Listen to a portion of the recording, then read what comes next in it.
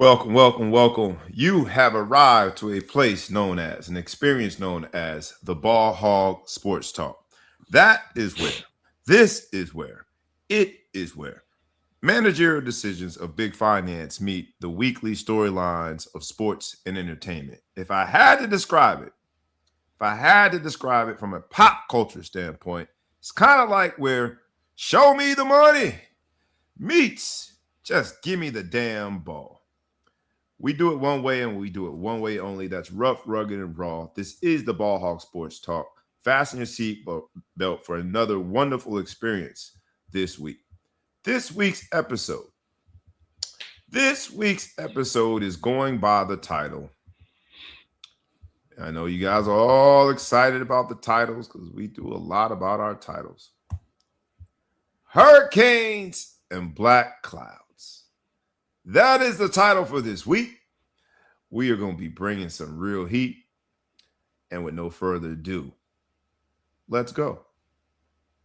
From the Middle Coast, we have the man, the myth, the legend. Thou shall be intergalactically known and respected as. When you say it with your chest. Say it with some reverence in your voice. Make sure that you say it while also paying the due respect that he deserves. He is the Big Flow Show is in the building. What's up, my brother? What's good to you? What's good, America? Man, Miami's got to be excited. I know it's a couple of fools out there. Can't wait to listen to what we had to say. Can't wait to have us eat crow. And you know what? I'm going to give them what they want. Give the people what they want. That's what we are. When it comes to sports, business, and entertainment, when we bring this thing together, we just give the people what they want. That's all we doing. We give the people what they want. And so Miami Hurricane fans, and it's a lot of you out there who should be proud today. On the day after you have been crowned champion of the college football playoff semifinals. And this morning you woke up as the first official participant in this here 2025-2026 college football season national championship. The Miami Hurricanes have punched their ticket. And so, like I tell everybody to pay respect and say it with some bass in their voice when I say Big Flow Show. How dare we not say it with some bass in our voice? The U is back, baby. Maybe. Stop. Maybe. One run does not a we back make.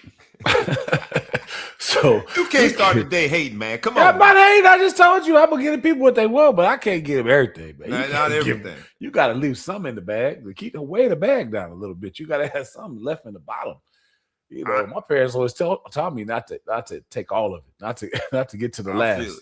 All right, so we're gonna hop in today. We're gonna ask you kindly before we get all the way in. We're gonna ask you kindly, like we ask you every week. Please like, comment, share, tag a friend, tag a foe, tag anyone that you know, and please subscribe to our YouTube channel and to our podcast.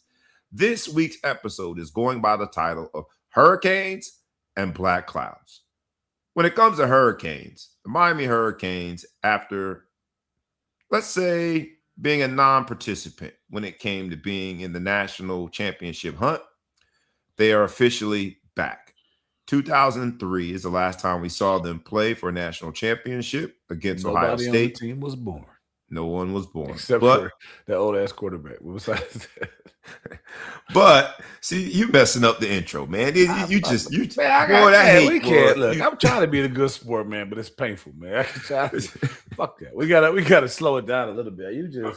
I gotta disrupt. I'm a disruptor. You're a disruptor in a good way. I'm a disruptor. That's a good term these days. I will say this is that it's been since 2003, but the Miami Hurricanes are officially at least back in the hunt for a national championship, having been the first team to stamp their ticket to go play in Hard Rock Stadium, a place they know very well, down in Miami, Florida.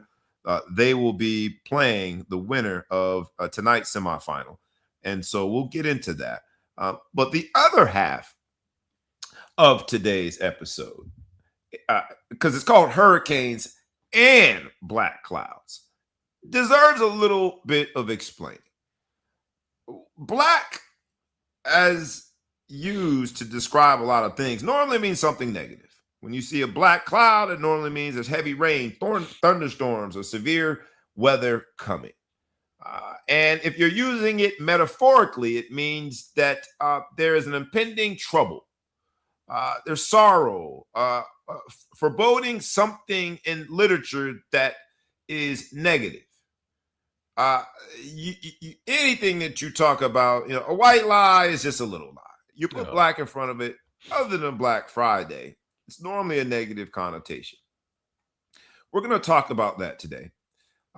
The inspiration was Black Monday in the NFL, where so many coaches unfortunately meet their fate and get fired. We call that Black Monday.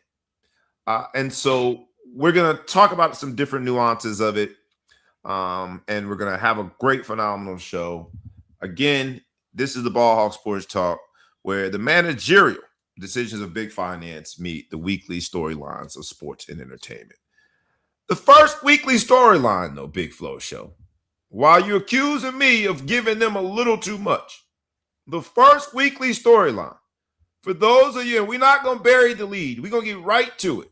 Last night, in the college football playoff semifinal, in the Fiesta Bowl, which seems weird to even call them by bowl names anymore. It seems it's kind of insignificant.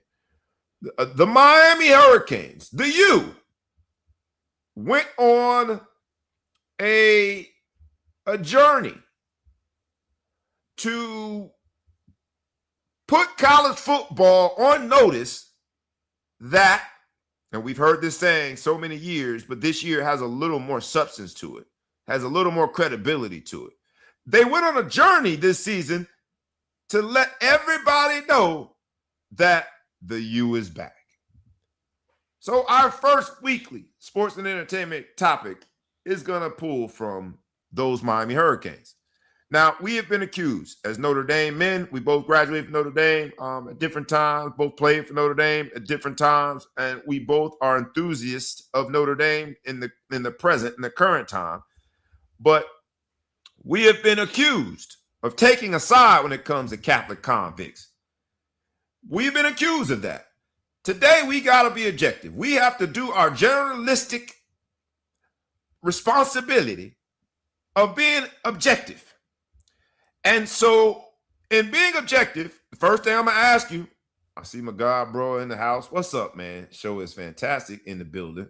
A University of Miami enthusiast who's already tagged me on something this morning. I asked my man, show is fantastic, one of our live audience members, and every single live audience member that has said these words, the U is back, that has thrown up that sign that represents the Miami Hurricanes, the U, that has worn orange and green, that has seen the smoke, that has been waiting since 2003 for them to take their rightful place back at the top of the pinnacle of college football. I ask you kindly right now, ain't gonna cost you nothing. This ain't no collection. I'm asking you right now to kindly like, comment, share, tag a friend, tag a foe, tag anyone that you know, and subscribe to the YouTube channel and the podcast, because we are about to give University of Miami their flowers because they deserve it. There's a big bouquet of orange and green roses that I got delivered to your house, man. It'll be here soon, Big Flow Show. We got to give them their flowers. The U is back, and I add, maybe.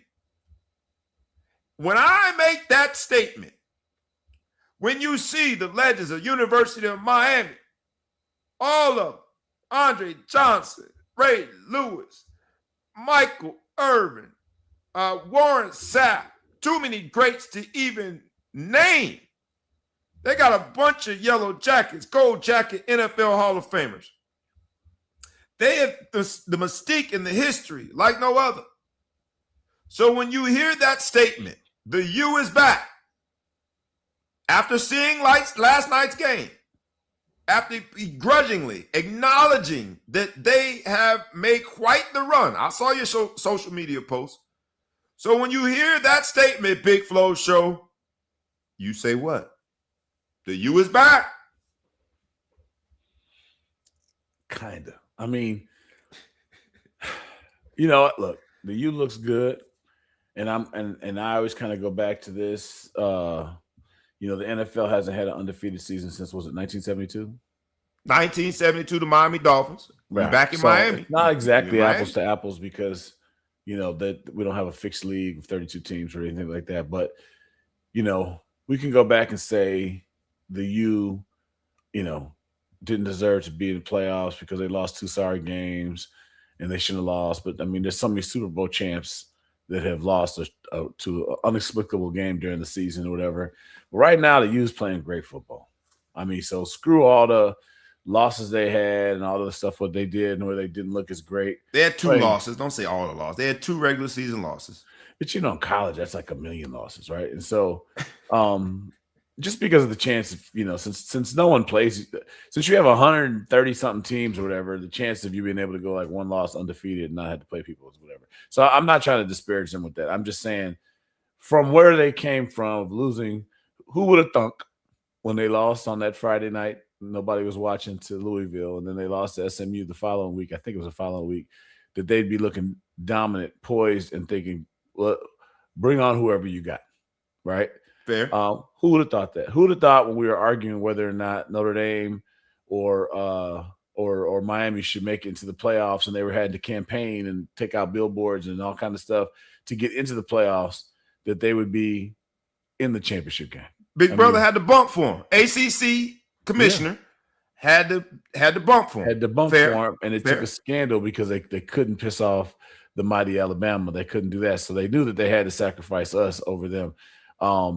So I wanted them to get their head beat by Texas A&M. I wanted them to get smacked in their lips. That didn't happen. Didn't happen. Great game, defensive game, but didn't happen. Great. It was like a soccer game. First, it was the 1 out of 4 field goals were made or something. The first 4 field goals were made. Right. The rest were missed. Right. So that was kind of bad, but they won that game. The road to the championship is never completely sexy. I guess it used to be. I guess when I look at the U and I'm trying to be fair and take out my if I take off my pissed off hat from Notre Dame not making it to the playoffs, I have to say, this expansion of the playoffs has been such an unbelievable success, and the timing of it couldn't be any different. Now that you have NIL and you have the transfer portal, the U wouldn't even been in consideration in the 14 playoff. They wouldn't even been in the conversation. No one would have mentioned them.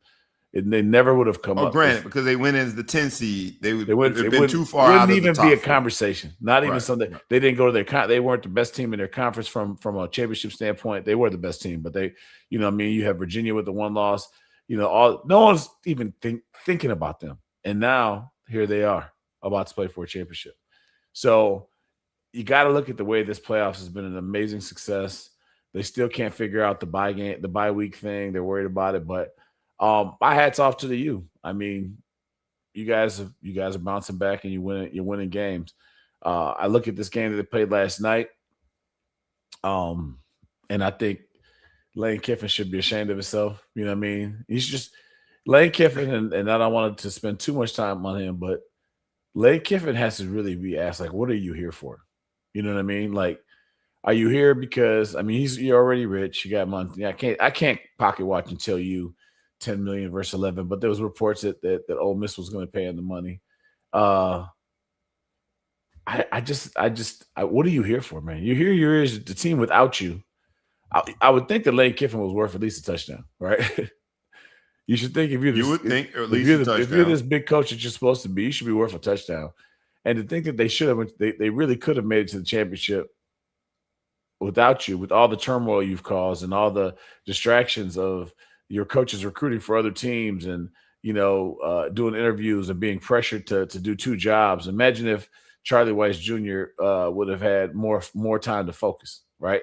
As opposed to having to think about. And we're going to get to Lane Kiffin because, 4 of the coaches that left, half of them came back to coach. 2 of them, it was reported that midweek they got a call basically telling Lane Kiffin, now that the transfer portal has opened, and recruiting now has this cycle that is a transfer portal cycle, is reported to Lane Kiffin was like, yo, I need y'all back on campus, further distracting these coaches from trying to do what was best for these young men playing for Ole Miss. But we'll get to Lane Kiffin. But when you say final answer, you hear the statement that you was back, And you are pressured into giving a synopsis of that statement, the veracity of it, whether or not you're willing to put your hard-earned money on that statement. Not necessarily betting on the game, but there's something bigger than the game that is bringing out the Miami greats, that is causing this stir in college football, that drew all of us in last night, that has us discussing the mystique and the smoke and the late 80s, early 90s, early 2000s. So when you hear the U is back, final answer, you got to go one way or the other. Are you willing to double down on that statement? I say they're showing signs of being back. They're showing that, I don't know if it would be beyond a reasonable doubt, but I would say, and I'm saying that in honesty, is that if they win a championship this year, they had a great season. You know what I mean? And I think things are there. To say that you're back, are you in the conversation every year? I mean, are you? Michigan won a few years ago. And now would you say that they're all the way back? So here's my answer to the same question. I would say Michigan was showing signs of being back, and they had a much longer run than Miami has had. I mean, they had 3 Big Ten championships in a row, I believe. Yeah, and they beat Ohio State 4 in a row. They beat 4 in a row. They did a lot of things there that are indicative of being back. And look at where they are now, right? Let me answer the question. I'll flip the question on myself, and I'll say this. My final answer is they're showing signs. This is about as great a first step as you can take. But to say they're back, you got to do it next year. You got to do something. My answer to the same question is this. The U is back if, as I pull out my glass, my Notre Dame glass, the U is back if you see the Notre Dame glass with a little bit of brown in it. So it's 12 o'clock early somewhere. For that. It's 12 o'clock somewhere. I mean, I feel as though I'm toasting to Miami. The U is back if Notre Dame is back. And I've now said on several posts that people have been hitting me up. They talking about the U. I get tagged. My man Devon, that's why I just tagged him. I get tagged literally 13 seconds after the game ends. B. Brown, how about them Canes? Why are you thinking about me right now, sir? Shouldn't you be somewhere enjoying the fact that y'all going to the championship? Why are you thinking about me? But since you are, I always comment, Miami needs one more win in order to do something that Notre Dame didn't do last year. Everybody all year has been telling me, yeah, Notre Dame get there and they get beat. Everybody all year has been saying Notre Dame's living off the past. Everybody all year has been saying Notre Dame needs to be in a conference. All of this gibberish. Well, Notre Dame went to a championship last year. They did. Notre Dame beat an SEC team last year in Georgia. A champion. I would argue that team, a champion. The SEC champion. Notre Dame did what Miami has done now, making it to a championship. And if you're telling me that Notre Dame isn't back because they haven't won a championship, then I'd have to then refrain from giving the U their proper due and saying the U is back. You can't have your cake and eat it too. You just can't. All year, everyone has said that. Truth be told, University of Miami hasn't played for a championship since 2003. I grew up a big Miami fan. I did. This is some funny shit right here. Yeah, I mean, everyone's desegregation. Hey, some would argue that desegregation still hasn't happened. Shut your mouth. But I digress. But I'll say this. Notre Dame has played for a championship in 2012. Played Bama, didn't end well for us. A Nick Saban-led Alabama. In 2018, they played for a championship. They entered the number 4 seed, and they lost to number 1 Bama, again, a Nick Saban-led Bama, in the Rose Bowl. In 2020, we played for the championship. We're in the Final Four of the championship. We lost to 2020 was, I think, Clemson. No, 2020. I can't remember what year we lost to Clemson. We lost to Clemson one of those years. That might have been 20. That was 2018. That was COVID, 2020. That was 2020. Lost to Clemson in the Cotton Bowl. And then we played for the championship in 2024. So we played for the actual championship, been in the finals in 2012, 2024. That's 12 years apart. Miami hasn't been there since 2003. So I'm willing to say the U is back. If finally, right? And show is fantastic says 2001. You're right. That's the last time they won it. They played for it in the 2002 season. The championship was played in January of 2003, and they got robbed. I will also say this, and this is where I'm gonna piss people off. So I'm gonna take a sip to it. This glass is what I got. I served my last day as a councilman, so I can't add Councilman Brown to my slew of nicknames anymore on Tuesday. So shout out to South Orange. Will serve 4 years. Terms. 4 years of a hopefully well served on their behalf, but in my opinion, well served. And I got this beautiful glass, Notre Dame glass. I got a little brown in it, and I'm sipping it to Miami. That's why You're back. No You're back if Notre Dame is back. If you're willing to say that, then we all good. We all good. We can move on. But if just making it to the championship wasn't sufficient enough for us to accept the fact that Notre Dame is indeed back, then I hold you to the same standard, Miami. Win next week, or as they say on Instagram, STFU. Because all you did was do what Notre Dame did last year. Now, let's break down the game. Because I will say this, and this is where I'm going to sound a little bit more like you, kind of a hater. I think Miami's path to this particular position was one of the easier paths. And I'll tell you why. Texas A&M was playing horribly when they played them. Yes, they had to go and play them away. Texas A&M had just got the brake beat off of them by Texas. They then go to play Ohio State, which, if you noticed to that point, right, or as of last week, teams that had a bye are 1-7 in 2 years of the college football playoffs in its current version, 12 teams. They're 1-7. You play Ohio State that, let's be clear, because of that game played at the end of the 2002 season, in January of 2003, because of that phantom pass interference call that has still been questioned, because of the fact that every single Miami fan won't let that go, Miami had I'm talking about all of the momentum going into that game. They had everything to gain, nothing to lose. They played a Ryan Day team that has been a little soft in the middle since Ryan Day took over, and they won the game. Hats off to them. They deserve credit for winning that game. They then get to play Ole Miss. Ole Miss was David and beat Goliath, got to beat Georgia because it's hard to beat a good team twice. Ole Miss got their rematch.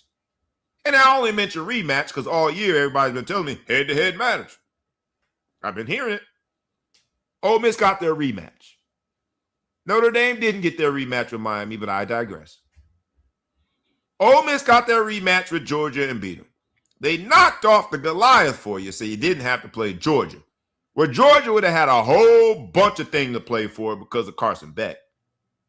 And you played this Ole Miss team that doesn't have its head coach, that is missing a bunch of its assistant coaches, that is rife with distraction because Lane Kiffin is over there acting like a biatch. And I say that that's the Greek version or Latin version of what I really want to say. You played Ole Miss at the right time. Having said that, Miami does look like they're back in the sense that the greats are coming out. I'm a little bit agitated with Michael Irvin just taking up the spotlight. You can't look at Mario Cristobal without seeing Michael Irvin right next to him. the belt to ass thing was cool like the first week, but then it gets a little tired.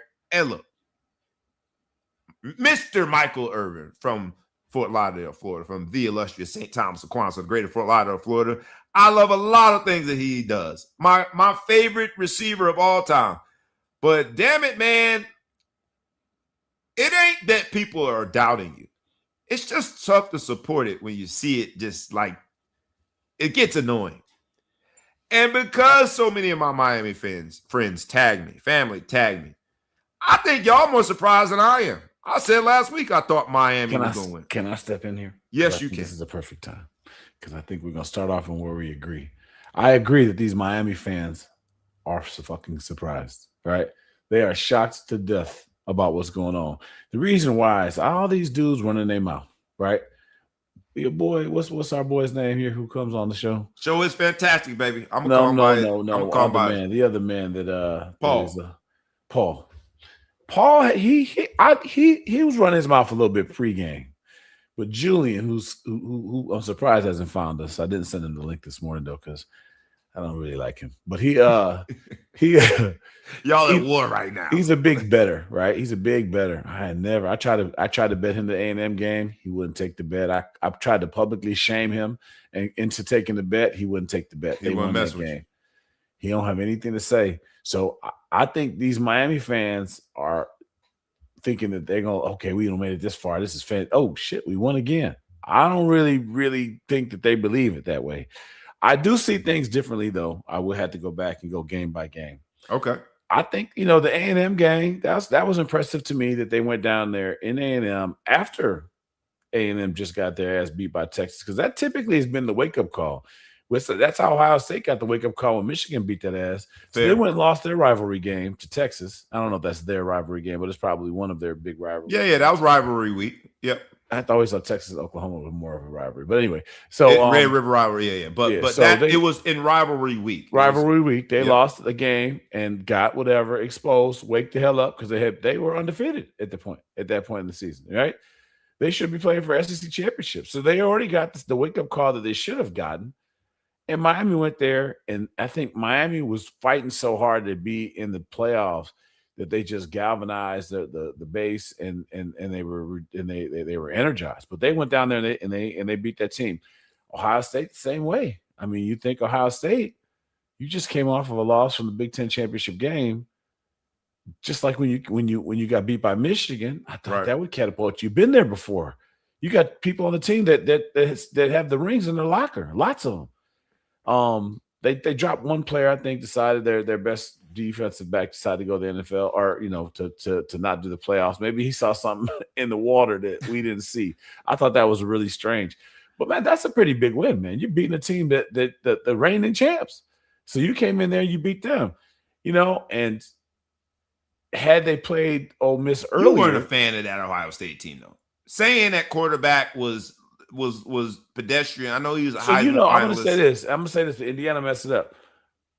When doing my research to go on my soapbox about Notre Dame, I didn't realize how soft of a schedule Ohio State had played that season. The only tough team they played was Michigan.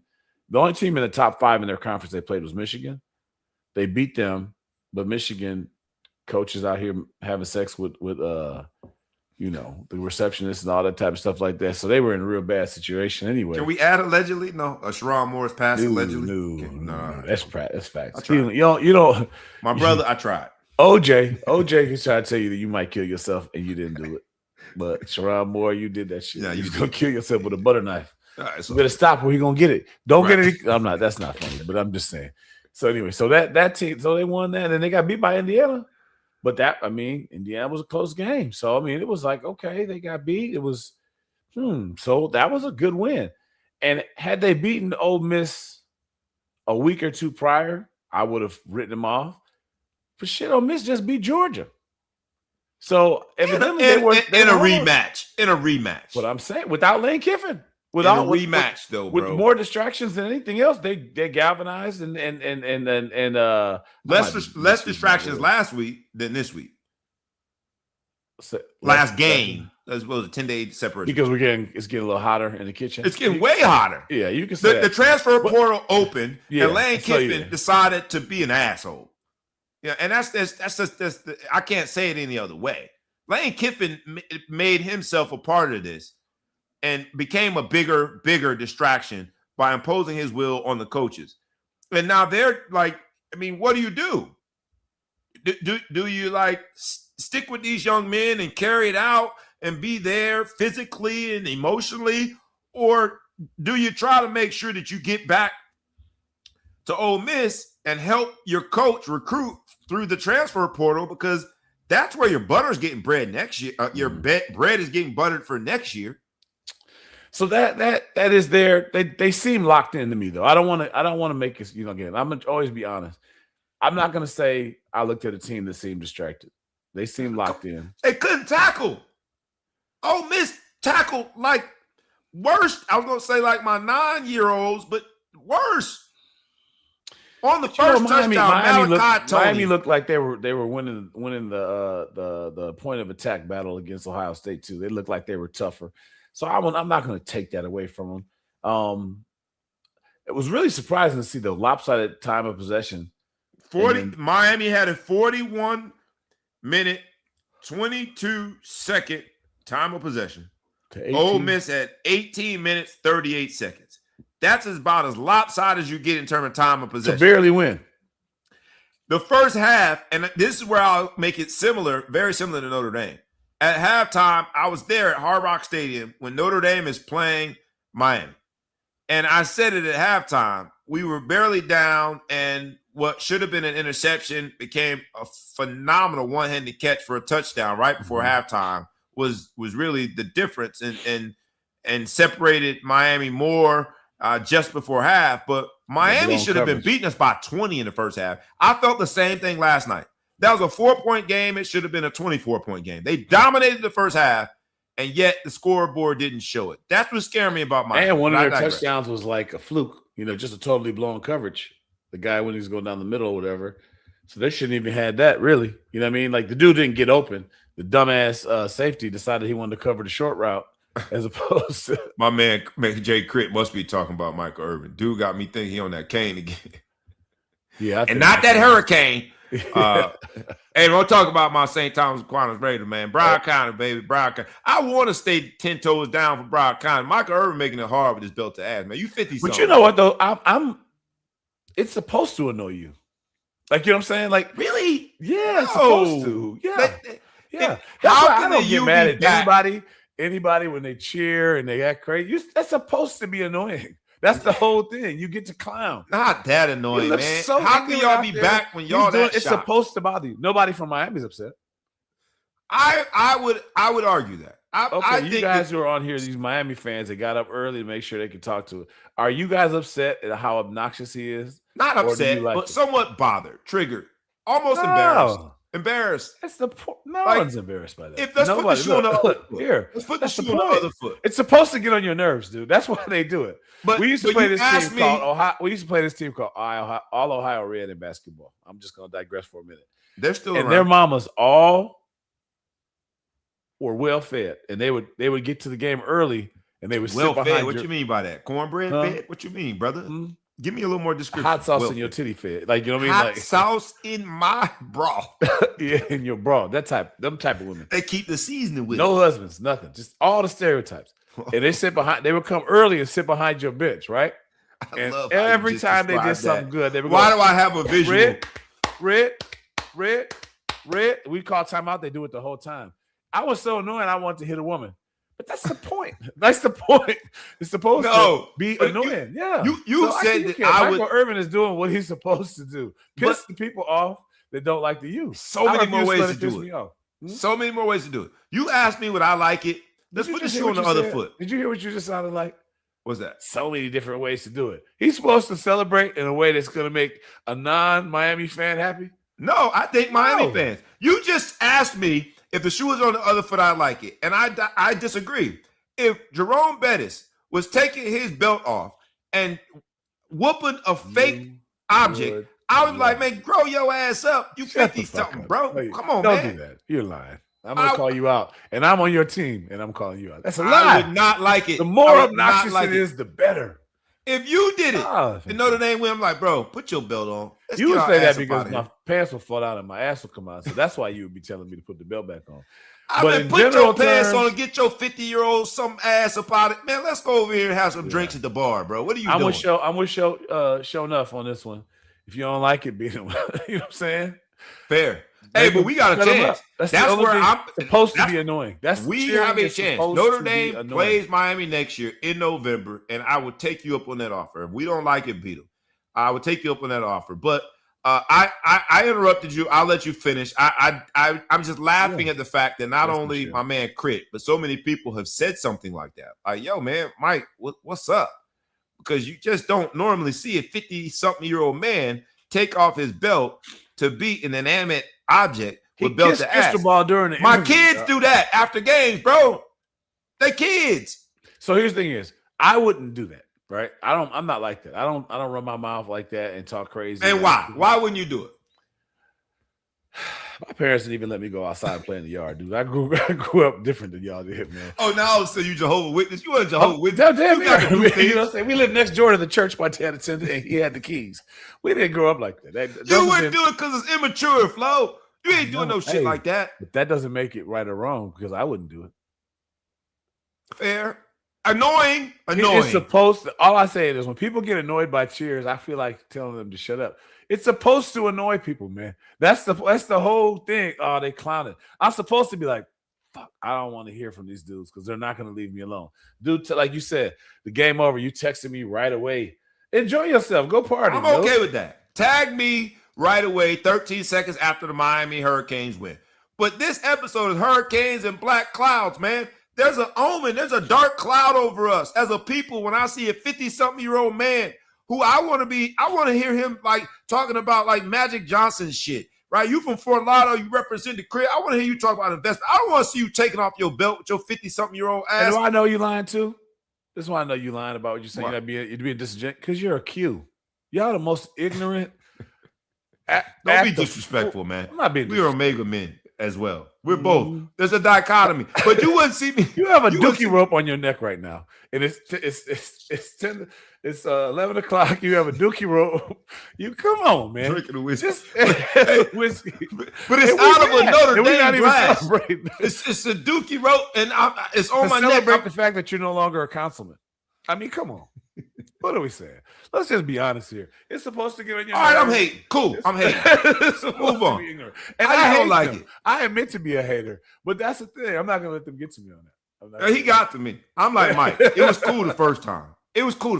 But now every time now the camera's finding you, we see on camera. I'm watching the game, and Michael Irvin is right next to Mario Cristobal. There's an injury, and at one point, I thought Michael Irvin was the damn trainer. I thought he's about to play, put Mr. Miyagi hands on this young man. Mike, get your ass out the camera, Mike. I guarantee Cristobal get on his nerves. You see somebody grabbed him from behind, and he tried to fight on the sideline at the end of the game. Get your hands off me. Get your hands off me. Unhand me. Yeah, he looked like he was dealing with trauma. He was dealing with trauma. So, okay, Miami. All right, let's enjoy yourself, man. I hope y'all get beat next week, man. I hope Indiana wins. I don't hope they get beat. I hope that I'm not going to say I hope they win. But if they win, it leads more to the pageantry of Notre Dame, Miami.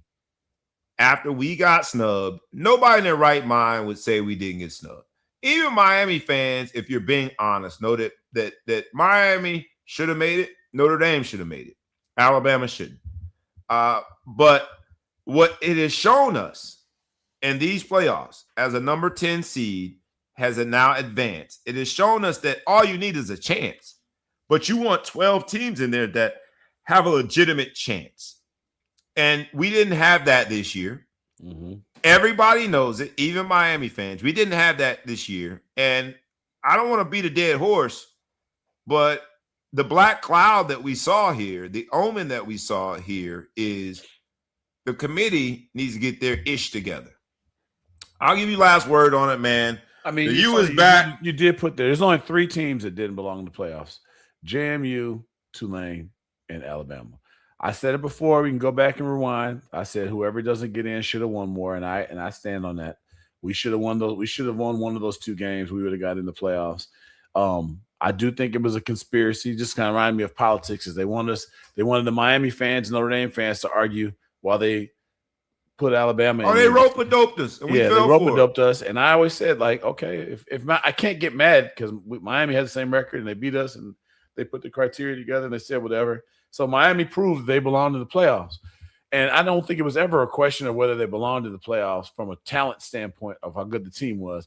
I think it was a matter of, every year they switch over between deserving, belong. Deserving, 12 best teams, 12 most deserving. 12 best teams, whatever you arguing for, people flip-flop. And that's why I like tape, because I think we go back and listen to people that have flip-flopped 1,000 times on between best and deserving or whatever. So Miami both deserve to be there by being 10-2 and being one of the top. Should have been a rematch, man. Should have been a rematch. Nice rematch. There is a part of me that realizes. There is a part of me that is frustrated because I'm like, for us not to make the playoffs, and everyone said Georgia was so good, everyone said Ohio State was so good, and whatever. I'm like, shit. There's no reason why we couldn't win the national championship this year, and we didn't make. We had the team to win it. That's what Miami showed me. Miami showed me last night. If you get an opportunity and you have a solid team, you can make a run.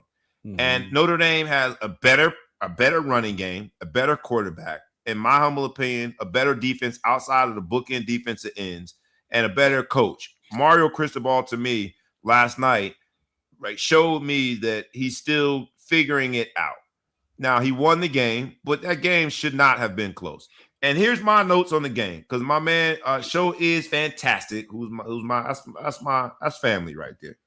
But to be honest, and this is why I did it in real time, I sent myself a text last night and said it was a instant classic. People say, oh, it was a great game. No, it was a competitive game. It was a competitive game against 2 teams that played poorly. Both teams played poorly last night. Drop passes. If you look at Ole Miss, both teams had inopportune missed kicks. Both teams had bad penalties. Miami went from being without penalty at all against Ohio State to having 10 penalties last night for I don't know how many yards, key penalties. Blown coverages, as you alluded to. And as Show is fantastic, my fam alludes to, dropped interceptions, right? It was a bunch of, and then Ole Miss, the number of missed tackles, including Miami's first touchdown, that you got Tony wrapped up. One person lets him go. Another person takes the weirdest angle known to mankind. When I watch games, not only do I watch as a contributor, someone who loves this and passionate about this as a journalist in the space of the Ball Hog Sports Talk, I also watch as a football coach, as a former player. And last night was a very competitive game between 2 teams that played poorly. The Miami running backs, trying to make cuts behind the line and slipping and falling at the crucial times. It was 4, not 1, not 2, but 3, 4 dropped interceptions. We can pretend that our eyes don't see what they saw, but we also have to be honest. It was a very competitive game, not a good game. Good game is when 2 teams play well, play their best. Neither one of those teams played their best last night. Miami came out on top. You look at the time of possession, Miami should have beat them by 30, and they didn't. And I'm just being honest. Now, does that mean that I'm saying Miami is you ain't back? No, I'm calling a spade a spade. Last night was a very competitive game between 2 teams that did not play well. And both teams, I said it, whoever wins this one needs to play better in order to win the championship. And so if you're saying that you got to win the championship to be back, which is why everybody keeps throwing in our face that Notre Dame hasn't won since 1988, which is why everybody keeps throwing in our face that, Notre Dame just goes and gets blown out. They discard the goes to the championship part. They discard the fact that we have been competitive and literally competed for a championship for out of the last, since 2012, was how many? My math is bad. 14 years. 4 out of the last 14 years. 4. You ain't got to take no mathematician to say that the ratio is good to say that we're going to be in the hunt. But you've held this over our head and said that you haven't won a championship.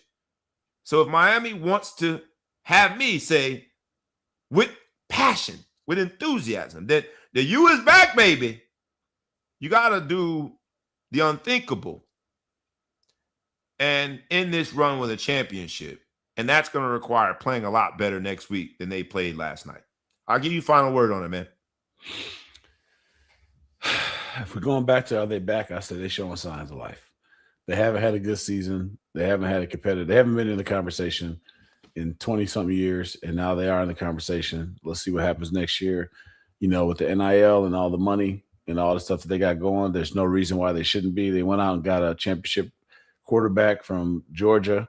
You know, they went out and did whatever they could do so they can go back and build it and stay in the conversation if Cristobal is the right coach to do it and if everything works out. But I think it's just a little premature to say they're back. I like the fact that their coach is a former player. I like the fact that they're bringing out all the former players. Outside of my issue with Michael Irvin's celebrations, my girl Michelle still says his behavior has cocaine-ish qualities. I like that. I like how his is spelled high. High S. High, cocaine-ish qualities. Some of it is, and I agree with Show is fantastic, a part of the brand, right? But I thought the brash behavior that Miami had back when I was a University of Miami fan, whole room was orange and green. You couldn't tell me anything about Miami. All right, we're on a mission. We're on a mission. We are definitely on a mission. The Blaze brothers. I'm talking about them was the days when Miami was Miami, coming out in Army fatigues. If you want me to make this statement as at least a recovering University of Miami fan, if you want me to make the statement that the U is back, I'll do so if you win next week. So we got the maybe on it, man. I had a few more of these comments before we move forward. I'll say this, though. Last night's game also featured Trinidad Shameless, however you say his last name. No disrespect. I just, you can pronounce it different ways. And Carson Beck at quarterback. On one side for Ole Miss, you had a 23-year-old. On the other side for Miami and Carson Beck, you had a 23-year-old. They're separated by a few months. Trinidad came from a Division II Ferris State. When I said that Miami had a pretty, not easy, but let's call it a fortunate path to the championship. It includes playing a quarterback that just transferred from a Division II school. Where's Ferris State? Do you know? You might know because you're in Michigan. Damn it. I should ask the audience. You know, but most people don't. It's in Michigan. Most people don't even know where that is. And that was the person that you were facing without their coach and, whatever the case might be. So that's the only reason I say that. I ain't hating on Miami. But truth be told, here we are. College football, 2025, 2026, semifinals, everybody locked in. I can't wait to see the viewership numbers of last night's game. Everybody's locked in and watching two 23-year-old men play against one another. One of those men in Shameless is trying, by way of lawyers, to get another year of eligibility. This is where we are. This is where we are. Enter college football, dare I call it, college football free agency. The transfer portal is open. And when I tell you that that thing is open, baby, the Ball Hog Sports Talk, simple and plain, is where managerial decisions of big finance meet the weekly storylines of sports and entertainment. From a pop culture standpoint, you describe it as show me the money meets just give me the damn ball. Those things have met in college football free agency. People want you to show them the damn ball and show them the money. It has impacted these here playoffs. A la Lane Kiffin. The NCAA, in its infinite wisdom, decided to have a transfer portal window during the college football playoffs. And we're going to get into specifics. I got to get to our guy, man. Damon Williams Jr., the quarterback from Washington, sort of speaks to it all. But my Miami friends and family, one of which who tagged me, I tried to tag him to get on. He might be at work, but Devon also went to high school with me. Tagged me in something, and then I saw his page. I talked about Carson Beck and what he made, and there's been arguments about whether or not he earned what he made. And, you know, he made $3 million. He's got another $1 million coming for a 1-year stint. And then I had to add, and oh, by the way, he's in his not first, not second, not third, not fourth, not fifth, not sixth, but 7th year of college football. This is where we are. Now, at the risk of making you personalize this, because I know your son is in that mix, and I know the eligibility and all of those things. I don't want you to speak specifically or personally. So I'm going to ask you just more generally and broadly. Be objective here. Take yourself out of it. The Florima name is not involved. What do you think about college football free agency as we see it and how it's impacting the entire trajectory of all these games, of all these programs, all these conferences? And as fan bases, how do you even get to fall in love with a player when you know that he knows that you know that he knows that it's all about the money? I guess I would say from what standpoint? If maybe it's rhetorical. Like, so from a player standpoint, the individual players going through it, it's rough. It's a rough game out there for some, right? For some people like Chambliss is like, okay, I have value now. He probably doesn't have a humongous pro prospect thing. You know, he's not. He has lawyers involved and talk about black clouds. No. But what I'm saying is he's trying to get another year first. His outlook for the NFL, I wouldn't say is like super high. Like, I'm not saying he can't make it in the NFL, but he doesn't have the super high pedigree. He's not 6'5". He doesn't throw the ball 90 yards on the field, you know. But for college, he made it to the Final Four. There's some bread there to be made. This is a guy who's a D2, probably wasn't on a full scholarship. He wasn't even the starter at Ferris State. Someone else got hurt. He wasn't even the starter at Ole Miss. Someone else got hurt. So now he's got a year to try to find a way to cash in or be done. So if I just wipe away everything else and I just focus in on him, I see what he's doing.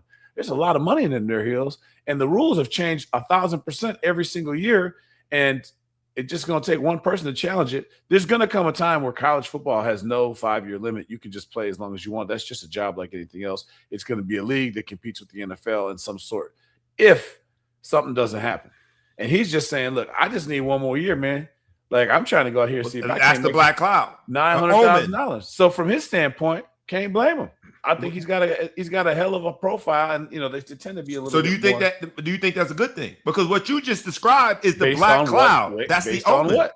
Based on which hat I got on. As a purist, as an enthusiast for college football. Because what you just said is the forewarning, the foreboding, it's the omen that we are seeing in these specific examples. If you're saying it's just going to be, you just come and get paid ad nauseum, well, there's a trickle-down effect. There used to be like this thing called high school recruiting. Are we saying now, and certain coaches have said it in basketball, that high school recruiting is obsolete? So we're telling kids, don't even – and we've seen already the trickle-down effect. You got triple, quadruple freaking reclasses now because people are trying to delay their clock and getting into high school and becoming a high school recruit. Why? Because we got people like Shamans, we got people like Carson Beck that are taking up those jobs, if you want to call them a job. Okay, so let me say this. Let me ask you a few questions to lead to my answer. Okay. In its purest form, what category does sports fall under? Entertainment. Okay. Entertainment is about what? How do you judge entertainment? How do you judge if people tune in? If people watch. tune in, people watch.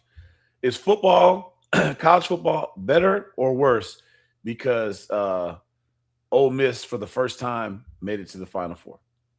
Better. Is college football better or worse because the 10th seed Miami is going to the championship? Begrudgingly, I say better. Is college football better or worse that the SEC is finally not having their grip around the throat of football and having the same two champions every year? Significantly better. Significantly better. So from that standpoint, from a football standpoint, college football said the product is the best it's ever been since the inception. The money that's flowing is paying itself back. These rules are generating new dollars to do it because now you have more and more fans coming out that you can go look at. It's not just tired of watching Clemson and Alabama win every damn year going back and forth. That got boring. People don't want it. Now Bama doesn't deserve to be in the playoffs. Bama hasn't been in a championship game in 5 years. The SEC hasn't been in a championship game in 3 years. This is the first time they had to fix it to make them in the Final Four. Now an ACC team, which everyone thought that was the laughing stock of the big of the Power Four conferences left was the ACC. Now an ACC team is representing in the championship. So now you've brought the whole East Coast is back involved. The Atlantic Coast is back involved in watching. People care. People didn't give a shit about Alabama other than the Alabama fans, right? No one in New York cared about Alabama. No one in Miami cared about Alabama. The U used to be, a big-time team, and then they weren't. They were off the radar forever. No one cares. But now you have a major market, a whole major program. Who goes to University of Miami? People from New York. So all those people now are tuning in again. And Shabless is saying, hey, listen, I can still add value to this, right?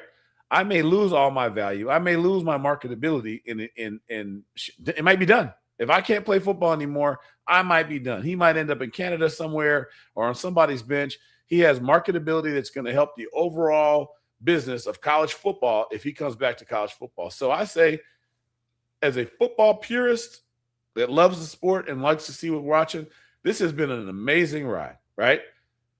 As a guy who's got a son saying, God damn it, if one of these old son bitches comes on my son's roster, I'm going to lose my shit. It's hard, but you know what? That's part of the big business that we're in right now.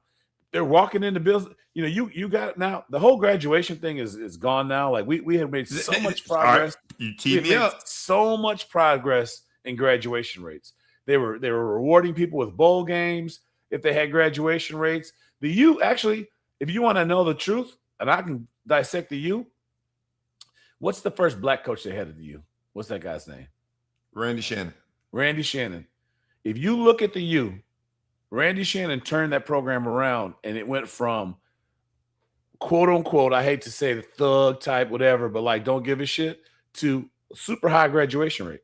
If you go look at from when Randy Shannon took over the U at their graduation rate, how much it went, and they started to suck, right? When they started to care.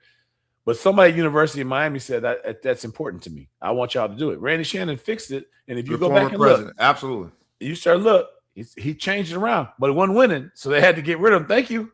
We'll get your ass up out of here, right?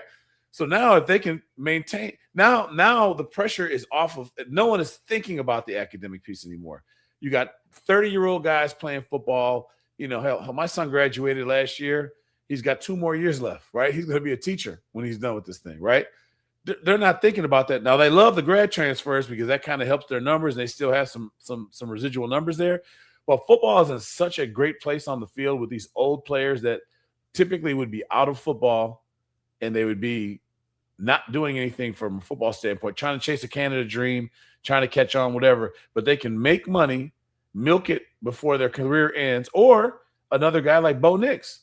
If Bo Nix would have came out and went pro after his 3 or 4 years he spent in Auburn, we wouldn't know who Bo Nix was. Now he might go to the Super Bowl because he got 3 more years to develop, right? So there's a lot of stuff that is benefiting the entertainment industry of football at the NFL level and the college level. You're getting guys on their first rookie contract that should be ready for their second contract. Yeah. So how many of these quarterbacks are not going to be a bust anymore because they're super, super old and do whatever? So if my son wasn't a college football player and Notre Dame just get kicked out the playoffs, I would be all smiles, right? But the fact that they shit on Notre Dame and then my son has had to play with all these different things, I have a half smile. But I try to look at things objectively and say, I mean, football is in a fantastic place from an entertainment standpoint. I take that point. I disagree, and here's where I disagree. Whether it be Carson Beck or Chambliss or fill in the blank with one of the super veteran players that we've been watching, I don't think there's a drastic difference in terms of what we would see if you substitute said player with a quote unquote traditional player that you recruited out of high school, that you actually developed, that you actually put on that stage. Football entertainment isn't a great place, but I don't think that I'm giving all the credit, right? It's like sort of, is it causation or correlation, right? I don't think it's caused by the fact that we've got older players. I think that simple and plain, it's in a great place because live sports is in a great place because the money is being thrown into the sport. But if I give that money to a 23-year-old that's about to turn 24, with both Chambliss and Carson Beck, Chambliss just trying to get another year. That means he'd be a 24-year-old turning 25. Let's say they make another playoff run at Ole Miss. If his lawyers, Black Omen, when you got to get lawyers involved, Black Cloud, right, to stick with the fact that everything black is negative. But we have this foreboding that is going on that we see. And I think that you can just divert those funds to a younger player and we would still have the same game that we love. No, that's so here's the one thing you're missing. How many quarterbacks get drafted every year, would you say? I would say 7 rounds. I would say no more than 10. I was going to say the exact same thing. About 10 quarterbacks probably get drafted every year. So when you get these older, so you have 10 NFL quality quarterbacks that are in college football at any given time. Then you've got another 30 that you could say, let's just say this is 10 every year, 30 in training, right? Or maybe call them 40 in training because some people are going to fall off. When you start adding some of these old quarterbacks, it's not about the fact that somebody else couldn't have done it, but there wouldn't be as many good quarterbacks in the system because there's just not that many good quarterbacks out there. And put in running back, receiver, whatever position you want to, there's only so many really good star players.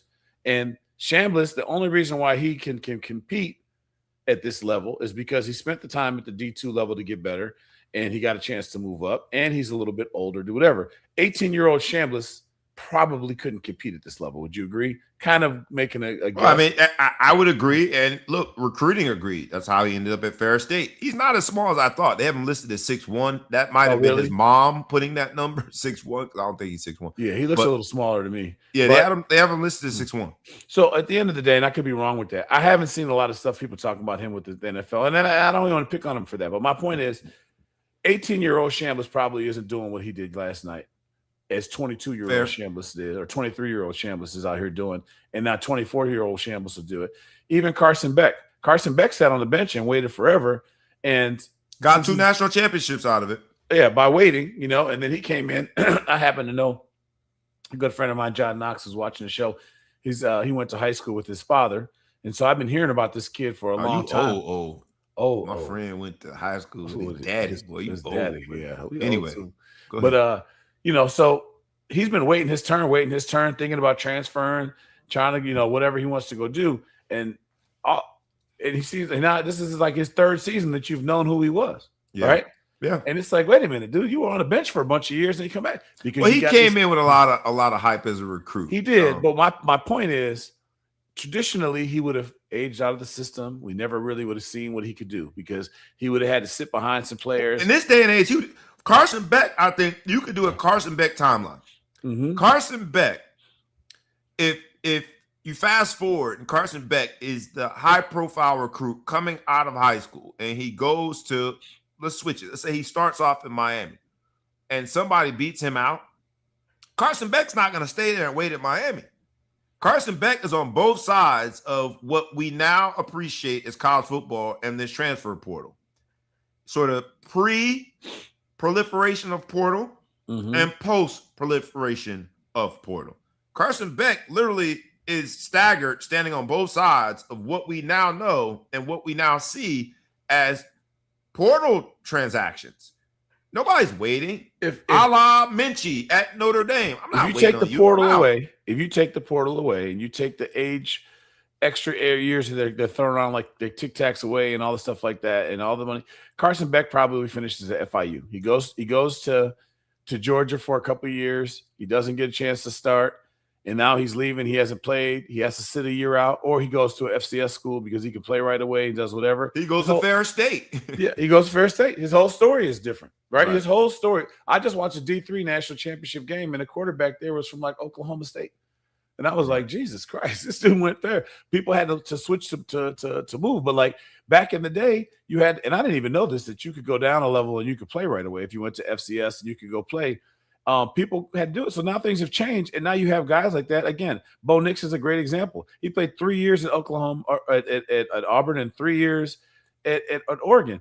He was not going to the NFL and leading some team if he did that. And they weren't going to develop him. NFL's not developing you like that. Before I pivot, because we're going to change topics, I'm going to ask you just more precisely. This has become free agency. Mm-hmm. There's literally a market for projected starting quarterbacks, a market for projected starting receivers, projected starting edge rushers. Are we stripping away the purity of the game? Now, you sort of just... been gone. But if we're going to do that, to the bare wood right now. And here's my challenge with it. If we're going to do that, mm-hmm. there is just a matter of time, Big Flo, before it's going to be, and some would argue with all these academies popping up, that it's going to happen at the high school level. Oh. And then if it happens at the high school level, it's going to happen at the grade school level. A lot of these parents are chasing a dream that is so far-fetched, and while doing it, creating a nightmare for their children. And I'm sort of old school when it comes to this. While my education might not be the first thing that you talk about on a show like this where we're discussing sports, or it might not be the thing from a graduate standpoint that people are leading with when we're talking about college football playoffs, it's the thing that is most long-lasting. It has endured the test of time. And while you might make that, we can look at the market, $800,000 as a starting power forward in the Big Ten, or $1 million as a starting defensive back in the SEC. When you look at what goes in your account after taxes, and you look at the fact that not a lot of these young players are going to matriculate to the NFL or the NBA, because those numbers aren't changing. There's still only going to be 32 teams in the NFL. There's still only going to be 30 teams in the NBA. There's still only going to be 7 rounds of a draft in the NFL. There's still only going to be 2 rounds of a draft in the NBA. When that money is gone and the lights dim and people aren't asking for your autograph anymore, I'll be damned if I walk away with nothing. And that's the part that I feel is criminal when it comes to this, and the part that we're not talking about enough, because the education is absolutely, when it's all said and done, the only long-term investment or long-term thing of value that you take away from your 30 seconds of fame. That's it. So the one thing that it's very interesting, and this is a whole conversation, and I would love to do some research on this and figure it out. You know, the United States is the only place that has the illusion or tries to couple sports and academics, right? When I say that, like if you go to Europe or any of those other countries, when it comes to soccer play, like you know, my son's got one of his best friends has played soccer for DePaul, and he's got a friend from London that came by. We were with us for the holidays. And he was like, no, if anyone plays ball for their school, they're trash. Like, you know, like it's trash. Like it's happening in America with certain sports. Yeah. Soccer being, but like in college, there is no coupling of sports and the college, the university. Like you play on a sports team or you go to college, and they don't, and it's a profession. That's why you see these guys in the NBA draft coming. They've been playing professionally since they were 15 years old. They identify them early. They do filtering in certain parts, Scandinavian countries. They like look at your height, and they look at your dexterity, and they figure out if you have a propensity for one sport or another, and they allocate you to that sport. That's where you spend your time. They feel as though that has led to more efficiency when it comes to producing good athletes. So I only interject to add. And so with that, and like soccer, guys are going to play pro soccer early, basketball, they're doing this early. And the illusion of this whole college thing is not really there. It's just in football and basketball that people want to have their alma mater. They're doing it in the US, they're doing that. But in these other countries, they've decoupled it and they've done early. Now, what I want to know is what happens to those who don't make it. Now, I do say that they're getting some benefit financially at a much earlier. They're getting contracts at a younger age than our kids are. So, like, I don't know, like if a kid gets to be 26, 27 years old and he never makes it to the big time, he's been earning some money for a while, and he has some sort of value because he was at a professional level.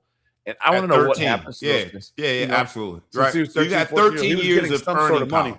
Right. When if you look at the big business that sports are in this country and how much we care about sports, AAU, Peach Jam, and all the different things like that, these people are going down there. And again, our businesses are capitalists here. We're making all this money and it's not trickling down. I would argue that if you're playing a Peach Jam and you're in the finals of Peach Jam and you're not getting some sort of money, there's a lot of money to be made there, and they could make it even better if they put it on ESPN. I'd watch, People put that stuff. I don't think we see those things. I think that they're smart in college basketball, that new era tournament out in Vegas where they're paying the players directly. That's genius. Yeah. That's genius. Let's get over this charade. But even then, though, your window, at least domestically, is really small. That's what scares me. And I think that so for parents like you and I, right? It's no wonder why you sent your son. Not why you sent your son. He made his decision, but I'm sure that he at least listened to your suggestion. He had some impact on his shoulder lean. A heavy dose of shoulder lean in certain directions. But he ended up at Northwestern, right? Mm-hmm. His initial decision was an academic school, and he made sure he at least stayed long enough to get an education and get a degree. With myself right now, what I'm doing in high school, right? My son could have gone to a lot of high schools in the area. He went to a school that is, top 2 academically in the state, right? In addition to the sports opportunities. And so I guess what I'm saying is when we look at this college football free agency, which it absolutely has become, it is incumbent upon people like you and I to make sure that there's at least some semblance of value still attached to the education. Because if we get rid of that, right? And look, I'm eventually I'll be a sponsor. I can shout out the business, but I've got an entire business developed to this. All of these dreams that these young parents have. And a business dedicated to making sure that when they get the check, they're doing something wise with it. Because if you are not going to put value in your education, all we're doing is setting up the next generation to be emotionally challenged because there's a disconnect from where you thought you were going to be, this dream that has been thrown at you forever, and where you are in terms of your professional sports prowess, right? There's a real disconnect there. Right. And then you just want to make sure, like simple and plain, that those same young people that don't make it have something that can get them to a successful life. Mm-hmm. That's all I'm saying. And so, I'll give you last word on it, man. I'll say to your point, and that'll be my last word on this. To your point, I can't shit on some of these older dudes. Like, Shambliss that are saying, I have my window is closing, my opportunity is closing. I either need more time to get to the next level or I need to milk this thing for what I can. And if I had to go to court and try to challenge it to see if I can go milk another year out of it, then that's what I'm going to go do. And I can't blame the man for doing it because there's money to be made. Pop quiz. College football free agency. And I'll ask our audience too. Please weigh in. Pop quiz. Pop quiz. Here we go. It's 2026.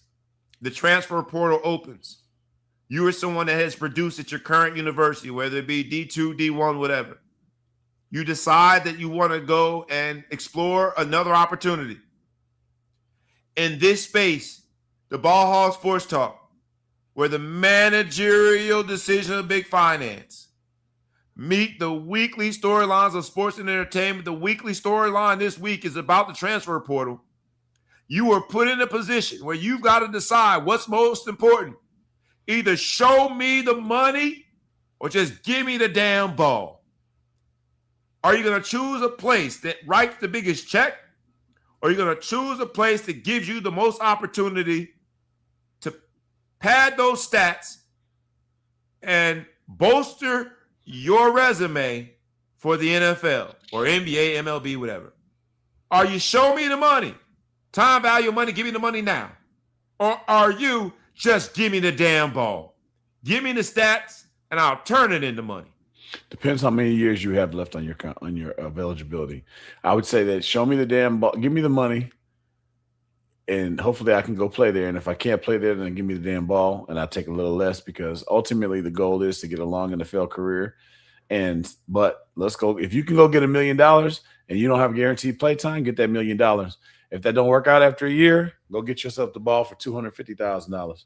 And then after you get that $250,000, go back and get that $1 million. If that shit don't work, go back and get the ball for $250,000. But that money spends, dude. If you could left college with $2 million or $1 million in your net worth of $1 million leaving college, you try to go pro, you go get a job, whatever you had to go do, you got $1 million already in some retirement and some sort of annuity to kind of help you out and do whatever. You don't trick that money off. Your life has changed forever. Yeah. Fair. We asked the audience LLC, the same thing. The law firm of Dookie Rope Brown LLC. You my could bad, represent man. me on a parking ticket with that name, but go ahead. I got you, bro. The lawyers getting involved, baby. I got you. For all y'all who I didn't post the comments. I'm sorry. I'm gonna make sure that I get you guys in here. I was so distracted listening to my man Big Flo show. And while we are here, I interject and ask you kindly, like we ask you every week, please like, comment, share, tag a friend, tag a foe, tag anyone that you know, and please subscribe to the YouTube channel and the podcast. We rocking and rolling, baby. We are in college football free agency. It's big money in this transfer portal, baby. I ask anybody who is watching in the live audience, which one are you? You got opportunities. Are you? Show me the money. Give me my cash up front. All cash, homie. Straight cash, homie. Or are you just give me the damn ball? Because you feel as though the stats are going to get you paid and then some.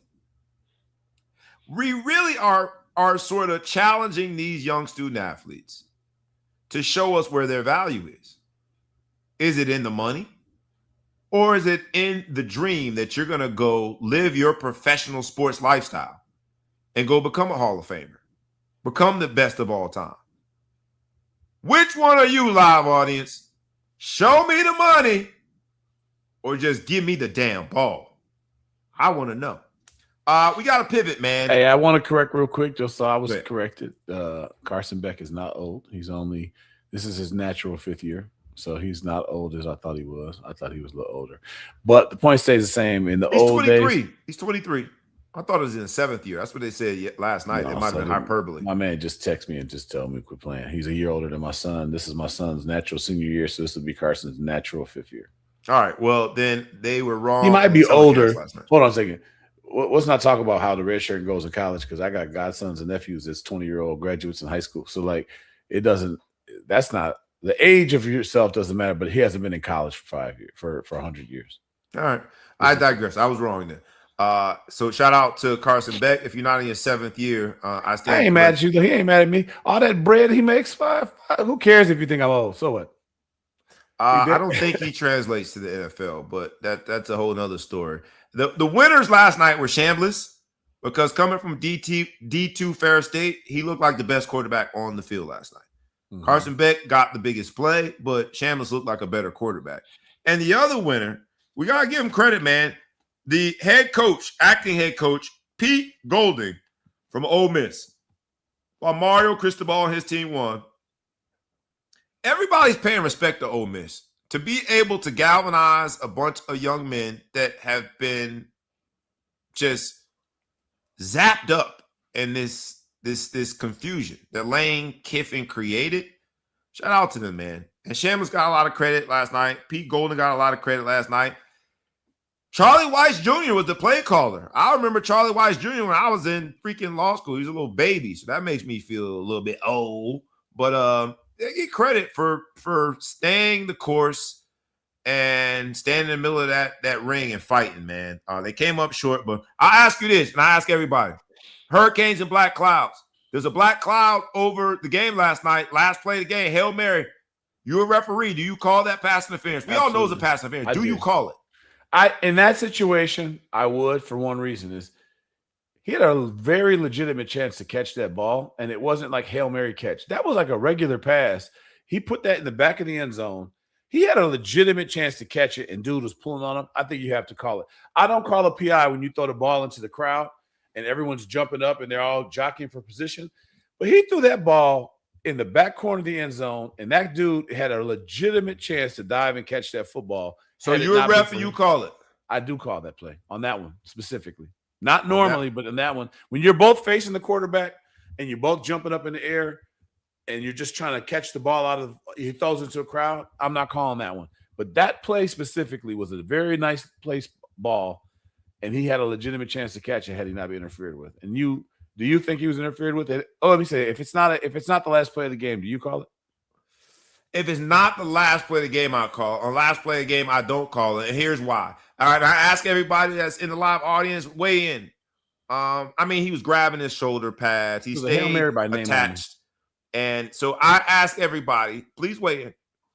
If you were the referee in that moment, do you call that pass interference? And they had set a precedent what pass interference was. So, it was definitely pass interference. The question is, do you call it? And on the last play of the game, I would say no, because I don't want to be this guy. Let's check out my man. Oh, my gosh, the ultimate crash out. Here we go.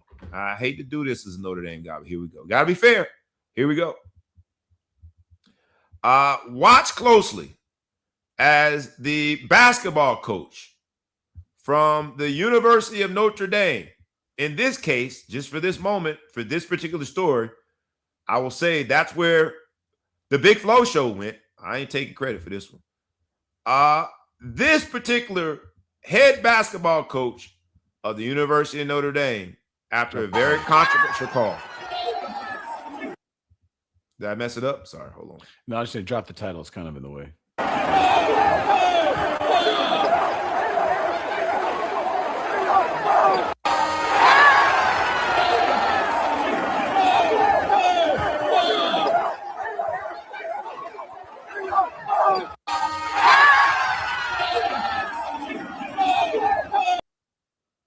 All right.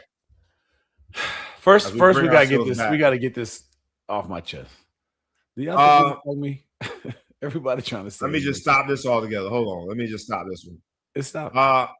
The only reason I brought that up is because if you were to make that call on the last play of the game, the coach would have every right to crash out. It's pass interference. But it's why does it matter? What does it matter? It's the style of play. The style of the play is what could potentially make it matter, because no one's ever going to throw the ball into a crowd of people and just have it up for grabs. You can't call it last play of the game, bro. I can understand why you don't call pass interference when there's 6 guys in the end zone all jumping up in the air trying to box out to try to get the ball, because that's not a normal football play. That's only a Hail Mary play. This quarterback threw the ball where only one guy could catch it. It wasn't into a crowd. The receiver is making a legitimate play. Had it not been for him being grabbed, he had a legitimate chance to catch the ball. And I would say in today's receiver, I would have put my money that he catches that football if he's not being interfered with in a traditional pass interference fashion. I think you have to throw that flag. You can't call it the last play of the game if it doesn't look like the Hail Mary throw it into a jump ball for grabs. When you throw the ball in the back corner like that. So you make that call. And you saw Mario Cristobal. Doesn't give you a touchdown. It just gives you another play. I'm just saying, you make that call. You saw Mario Cristobal on a previous call. Mario Cristobal played the game. You make that call as a ref, right? Mario Cristobal about to charge you and put hands on you, dog. So just now you tell me you're scared. That's what I'm saying. I know you're from South Florida, but now you're saying you're scared. Call the police. I mean, if you're scared of why throw flags?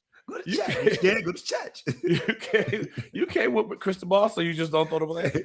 I ain't throwing that flag on last play. So now if it's Coach Host, you really do whatever. I'm calling it. Yeah. Throwing that all day. He can't whip. His ass can't whip nobody. So I told his ass all day long. Hey, I'll say this, man. You can't. I think it was a pass interference, but there is discretion that referees should hold. And in that moment, it had to be so egregious. I think it was a 70% call. And in that moment, it's got to be a 90% call before I call it. In that moment, to change the game, all they got to do at that point is you're doing too much. You're doing too much. I mean, do you call holding on the offensive lineman on the last play of the game? I mean, yeah. Holding is different. Wow. Holding a D lineman that could potentially make a sack is different than holding the receiver that I threw the ball to. Hey, don't ask me why, but it's different, man. Out there, we live by different rules than y'all. Y'all Neanderthals in the trenches, bro. We don't live by which is funny because I'm in the trenches and you're a receiver that we have a different point of view. But I just think that if you again, I hate being repetitive, but if you throw the ball in a jump ball fashion, I'm not calling a pass interference on nothing. But if you throw the ball to a single receiver that's being covered by one or two guys, not in the scrum, he's making a play for the ball that was placed well. I got to see. I may have a late flag and see if the ball was catchable. That ball was very catchable. And that dude is pulling on him. You can't give him a pass because it's the last play. So I ask you this then. Does Micah Shrewsberry crash out? Is it okay with you? Because it was the last play of the game, and they got screwed. Notre Dame got I actually haven't seen the play. What happened on that play? The play, they tried to foul him at half court. They're down 3. Excuse me. Notre Dame is up 3 points. Ironically, they go up 3 points because a person by the name of Shrewsberry, his son, makes a free throw, makes it a 3-point game. They attempt to foul. The ref just doesn't call it in the backcourt, half court. He had 2 opportunities to call what was an obvious foul call. The commentators, color commentators saying, hey, you should just Notre Dame is intentionally trying to foul? Intentionally trying to foul. All right. The Cal player gets over the timeline, takes one dribble to the left, and if you're going to call the foul, it should have been on the ground. But it really wasn't a foul. The player then closes out and literally avoids the shooter. Not only do they call the foul, they said that it was in the act of shooting, and they give him an and one. So they go from up 3 to the guy makes the 3-pointer, makes the free throw, to losing by 1. And Shrewsberry loses it, and he should. But in this episode of Hurricane and Black Clouds, and we're going to get to Black Monday, we know that black coaches, black leaders have a different mandate, a different standard. You represent the University of Notre Dame. And while I tease in the banner that Micah Shrewsberry is fighting Irish, to see a black man with that much vitriol, being that aggressive, I think what made it worse is that his assistants were holding him back because it looked like he was really trying to get to him physically. Now, maybe they were holding him back because they know something that we don't know. Michael about that action. Michael's about that action. Michael's magical with the hands. I don't know what they knew. I saw he missed a couple rip moves. He could have got around those blocks. He was too easily detained as far as I'm concerned. But you just can't do it and expect that you don't get public backlash. So the ACC has issued a public reprimand of Micah Shrewsberry following the incident. Right after the incident, Micah Shrewsberry had to also apologize. And Shrewsberry, as the ACC put it in their public reprimand, violated ACC sportsmanship policy. And they put, and I quote, Shrewsberry aggressively confronted a member of the officiating crew following the game. The unsportsmanlike behavior that was displayed is unacceptable and tarnishes the on-court play between these institutions. When the ACC, on the heels of all of this drama with the ACC commissioner and Notre Dame, comes out with a public reprimand and says that about your coach, and you've got a visual image of it, when it comes to crime, there's mens rea. We don't know what his mental state was when he was charging that ref, but it looks bad. And you multiply that exponentially because that's a black man representing Notre Dame. You multiply that exponentially because of the timing and what I would say at least the tense relationship now between Notre Dame and the ACC. I'll ask you straight up. in this episode of the Ball Hog Sports Talk, Hurricanes and Black Clouds. Is this a black cloud over Micah Shrewsberry? And I'll ask you even more plainly, does Notre Dame have to fire this brother? Hell no. You don't think they got fired? They didn't fire Juwan Howard right away. That's Michigan. They do different things They over have there. Sex with You can fire you somebody put on staff and handle your business over there. That's different. Yeah, so here it's Notre Dame. So my answer to your question is, first of all, when you told me about it, I hadn't seen it, and I looked it up. I thought the cry shot was kind of bad. He never got anywhere near the ref. I would argue that the ref may not even have noticed that he did that. The ref was so far away from him, and he was already in the locker room, and he was acting, he's a bear. If he really wanted to get to the guy, he could have got to the guy, right? You know what I mean? But he didn't. He was mad. He was doing whatever. I mean, it wasn't even tech. The game was over. Do I think he should do that after the game over? My man Palmster in that building. What up, Palmer? That's what you see. He got on the University of Miami hat. Come on in here, baby. Hey, Palmer, I'm asking you specifically, man. I gave y'all props today. I'm asking you to like, comment, share, tag a friend, tag a foe, tag anyone that you know. Subscribe to the YouTube channel and the podcast. Get some of these UM people in here. Before the championship game, I gotta hit my man Lamar Thomas up. I'm gonna have him on the show. We about to do this thing, man. We gonna really get this thing where it's supposed to be, because they've been telling me that the U is back. So I asked you if the U is back, but we talked about it, so make sure that you share the show. I digress, man. You were talking about Micah Shrewsberry, and you say that you wouldn't fire him.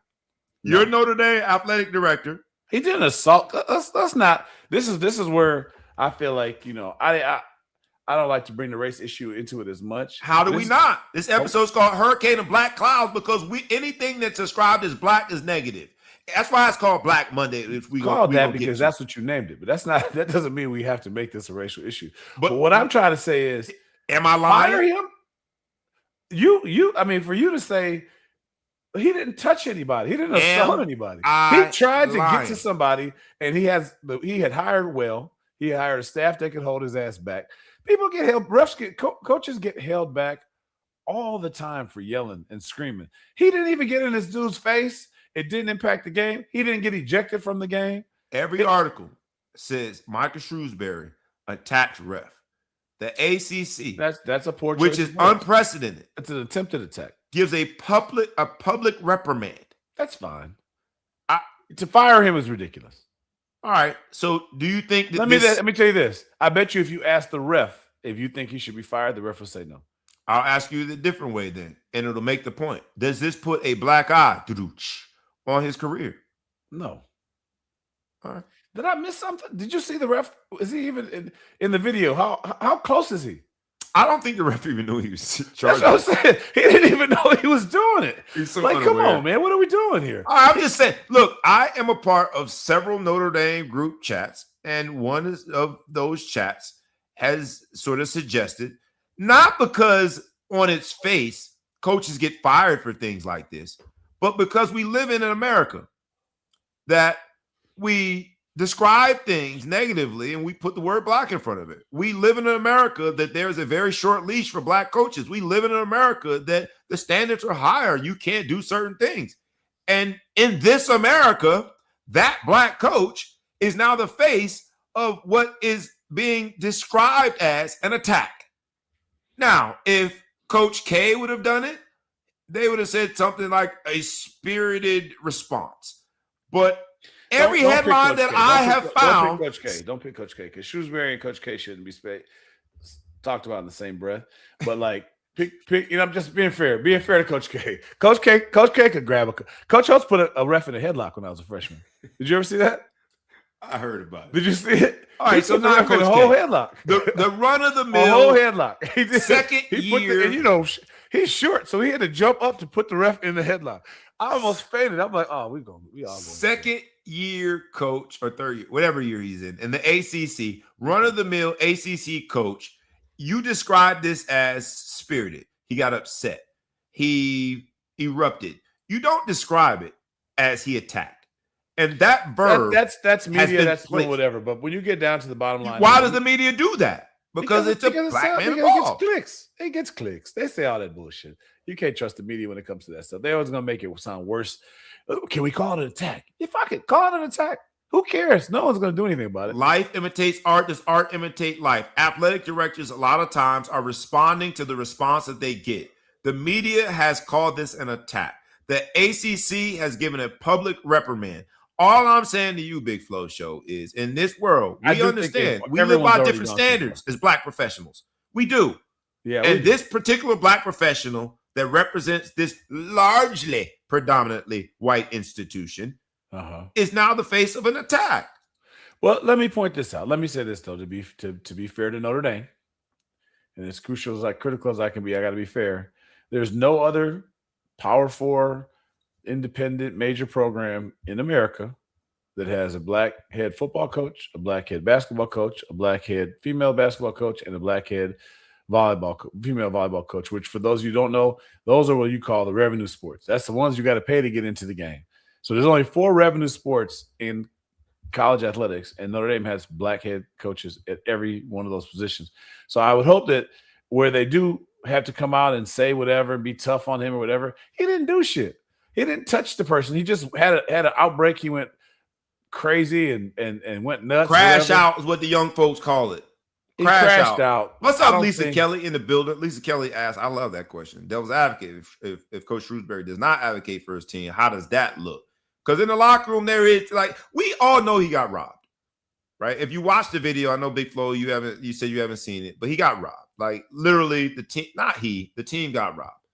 So I just think that there's means and ways of doing it.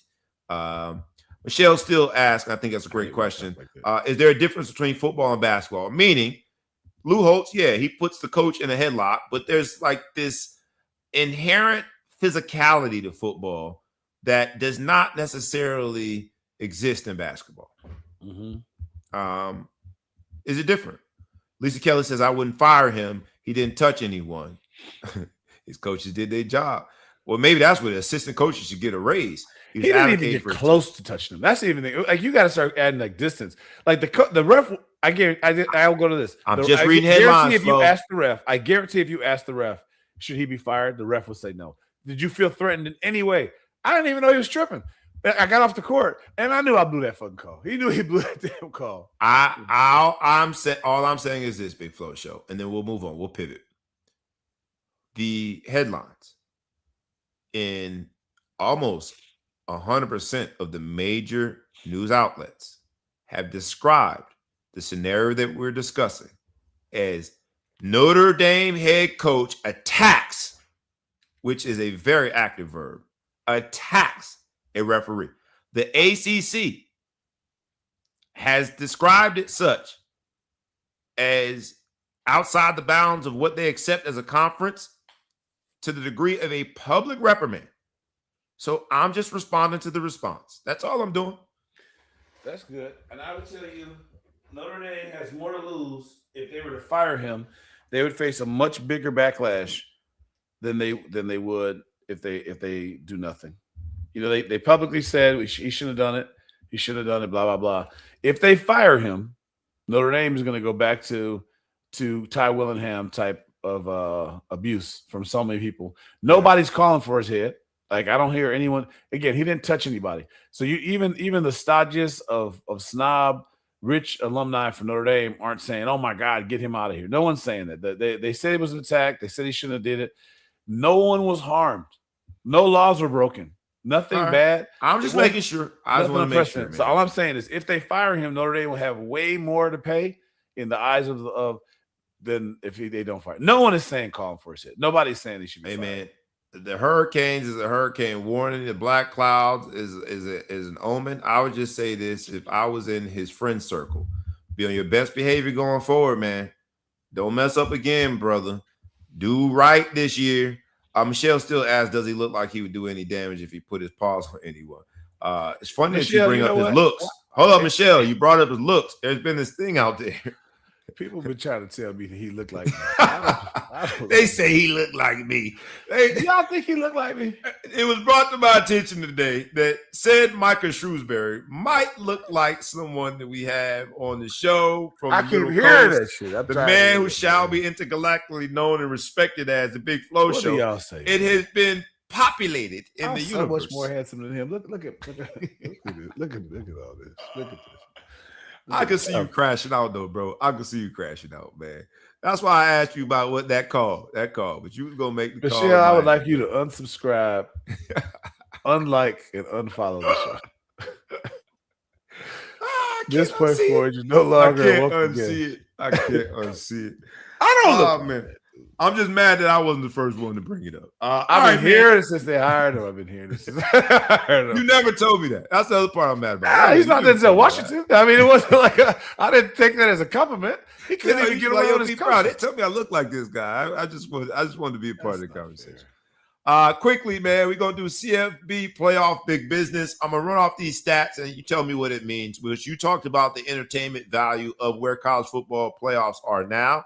And you have given credit to those longtime super veterans, players that have decided to exhaust every single inkling, every inch of their eligibility. But it's worth noting that the viewership in the semifinals, year over year, it wasn't available last week. It's available now, up 14% year over year, with an average of 19.3 million viewers for all 4 games for the semifinals last week.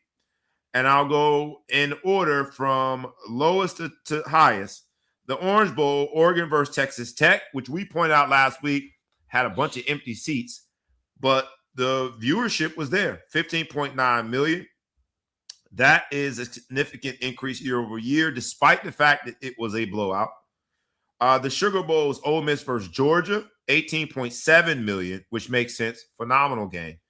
Cotton Bowl was Miami versus Ohio State. 10-point difference was 19 million average. And then the Rose Bowl, the granddaddy of them all, IU versus Alabama, was a whopping 24.9 million, most viewed game in the 12-team playoff era. In one sentence, you look at viewership, you look at the big business. What does this say? Football is in a fantastic place. And as many faults, fuck one sentence. As many faults as the CFP has or whatever, they finally got football to a place that we could have been decades ago.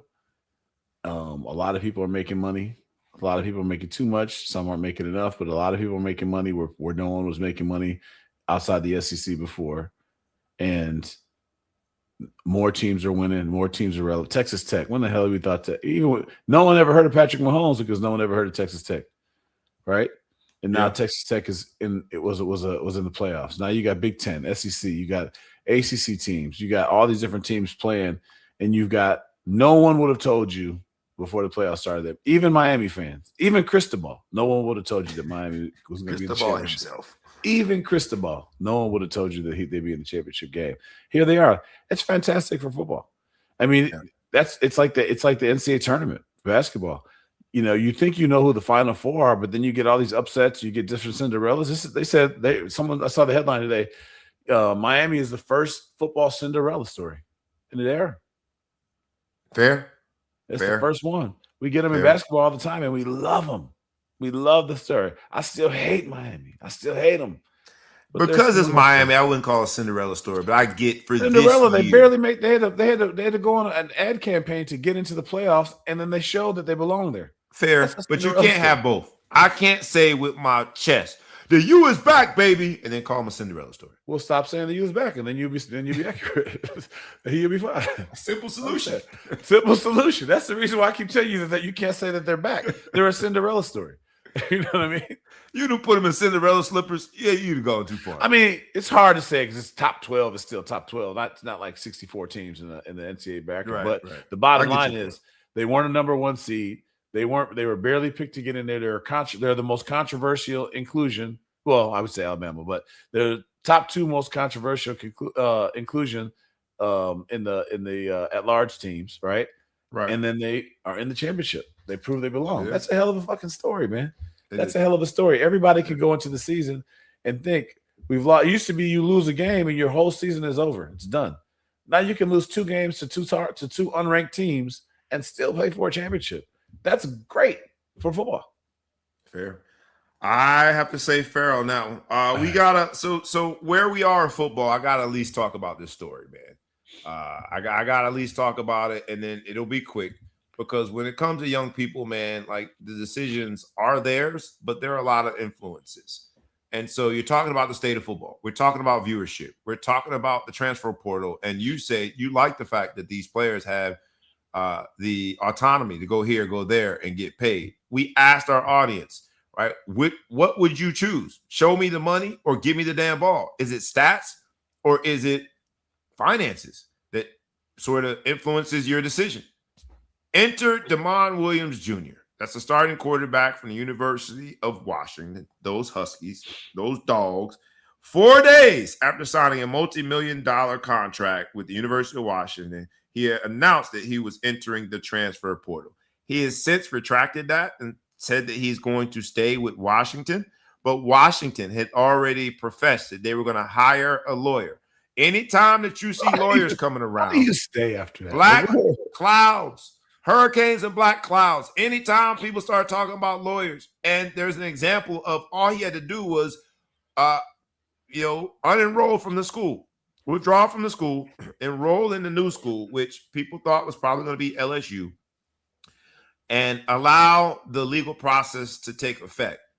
He has decided to stay. But the example of Damon Williams Jr., the lack of impact, the lack of meaning that the contract itself has, it ain't worth the paper that it is written on. Do we like that in terms of where we are in college football? And look, I'll say this, because Doug Hendrickson, which will be the last time I ever say his name, was his representative that went on social media to say essentially he had fired his clients because of philosophical differences. I looked this man up, and it's a white man in a black t-shirt talking about a black quarterback, and I was repulsed. Having been in the agent business forever, building this business when it comes to trying to help with sports and entertainment transactions and decisions, I was repulsed to see that this man at this moment would distance himself from this young quarterback. But it says where we are. And whether it be an agent taking advantage of this moment to put his name in the public sphere and say, well, I fired the client because, maybe it was preserving his relationship with Washington. I don't want to be the good news is I ain't paying you shit. You done fired me. I'm not paying you a motherfucking thing. If I do. But he probably used it for his own marketing. It just brought back some really horrible memories of how so many young professionals have been taken advantage of. And so Damon Williams Jr. had a tough decision to make. And while he had just signed the contract, he's a young man. And if somebody comes with more money, which Lane Kiffin has been known to do, he was probably conflicted. Whether it's show me the money or give me the damn ball.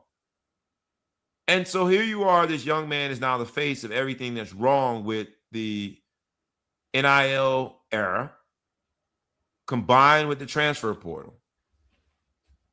And I ask you, what does it say about where we are? I think this is something we're going to have to tackle. The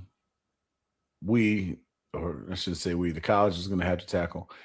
I actually side with the university on this one. And this is a rarity. And hiring a lawyer? Washington was going to hire a lawyer. Anytime you hear hire the lawyers, the black clouds are amongst you. They are there. Let me not say this. I don't know that I'm hiring a lawyer per se, but when I say I side with them, I think they're right. And here's my problem. And I've been saying this for a while. If you're going to get paid $2 or $3 million to play for a university, you should give up your right to transfer. That should be in the contract that you are stuck. You can't leave because you're being paid and compensated for your eligibility. I gave you $3 million. Let me finish. I give you $3 million. And this $3 million says you can't get in the transfer portal next year because until this time is done, I release you or when it's mutual, you can't just go. So Washington put all this money forth with him, right? Yep. He was about to leave and go to LSU after they've signed this contract, and they've missed out on other quarterbacks that were in there that they could have signed, right? But they signed you. And you're saying, you know what? Even though I just signed this contract, I'm out. I'm just going to walk away and there's no recourse. The world doesn't work like that. If you're being compensated for something, then you have an obligation to do it. Unless you're, you know, I mean, in my job, you know, we're at will state. So like you can just come and go and do whatever as you want. Right. But I don't have the predetermined contract saying that they're going to pay me with no with guarantees. Like, you know, that $3 million guaranteed even if he sucked. You know, I can get fired from my job tomorrow. He's going to get all those paychecks through the year no matter what. So I think you should have to give up your right to transfer. I mean, they're paying you for it. I'll give you the same treatment you gave me, which was a phenomenal cross-examination. I'll answer the question by asking you questions. Okay. Would you consider college football sort of the JV version of pro football? Yes. Right. Or what do they call it? The minor league. Yes. Yeah. Having said that, you consider college football players at this point professionals. Absolutely.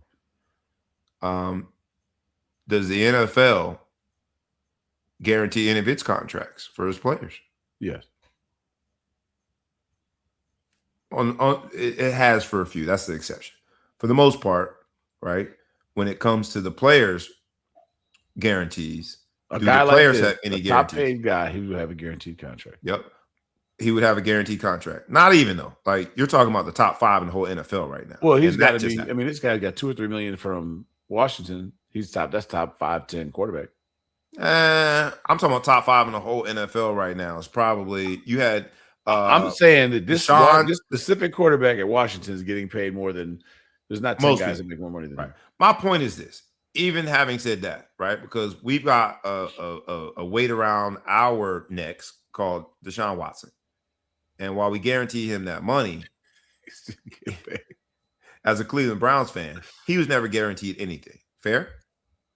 Right? He was guaranteed money, but we could cut him at any point. His whole contract is guaranteed. Right. His whole contract is. But at the same time, we could just eat the money and he could be without a job. Correct? Yeah. He had no job. The money itself was guaranteed. His job security was not. What I'm trying to say is that we're doing it right now. We're moving on from him. Despite the fact that he's got years left on that contract, we're moving on from him. And he's been wronged from that? You're saying that somehow he made out like a bandit. Yeah, the point that I'm trying to make is what's the multi-plural of masseuse? Masseuse? I don't know. He can have all the masseuses he wants. My point is this, is that the contracts that the NFL has signed with players, generation after generation after generation, has not been worth the paper that it was signed on. You don't have any job security. And if we're going to say that college football is essentially the minor leagues of college football, it ain't no fun when the rabbit got a gun too. Institutions have been able to back out of their contracts and still are able to back out of their contracts, which is why so many of the college players are being gently nudged into the transfer portal, which is why colleges are trying to evaluate whether or not it was a good spin before they decide if they're going to gently nudge a player into the transfer portal. And so the issue here is because the rabbit has a gun too. Damon Williams Jr. decided that if there's a better option out there in a free market society, which we subscribe to and live as capitalists, he should have had the right to do what he wanted to do. Now, he did the right thing because of the public backlash. There was a death on the Washington team. He got backlash for the timing of his announcement entering the transfer portal. There's a lot there. And, you know, his statement was very, I thought, mature. I'm sure someone got to him.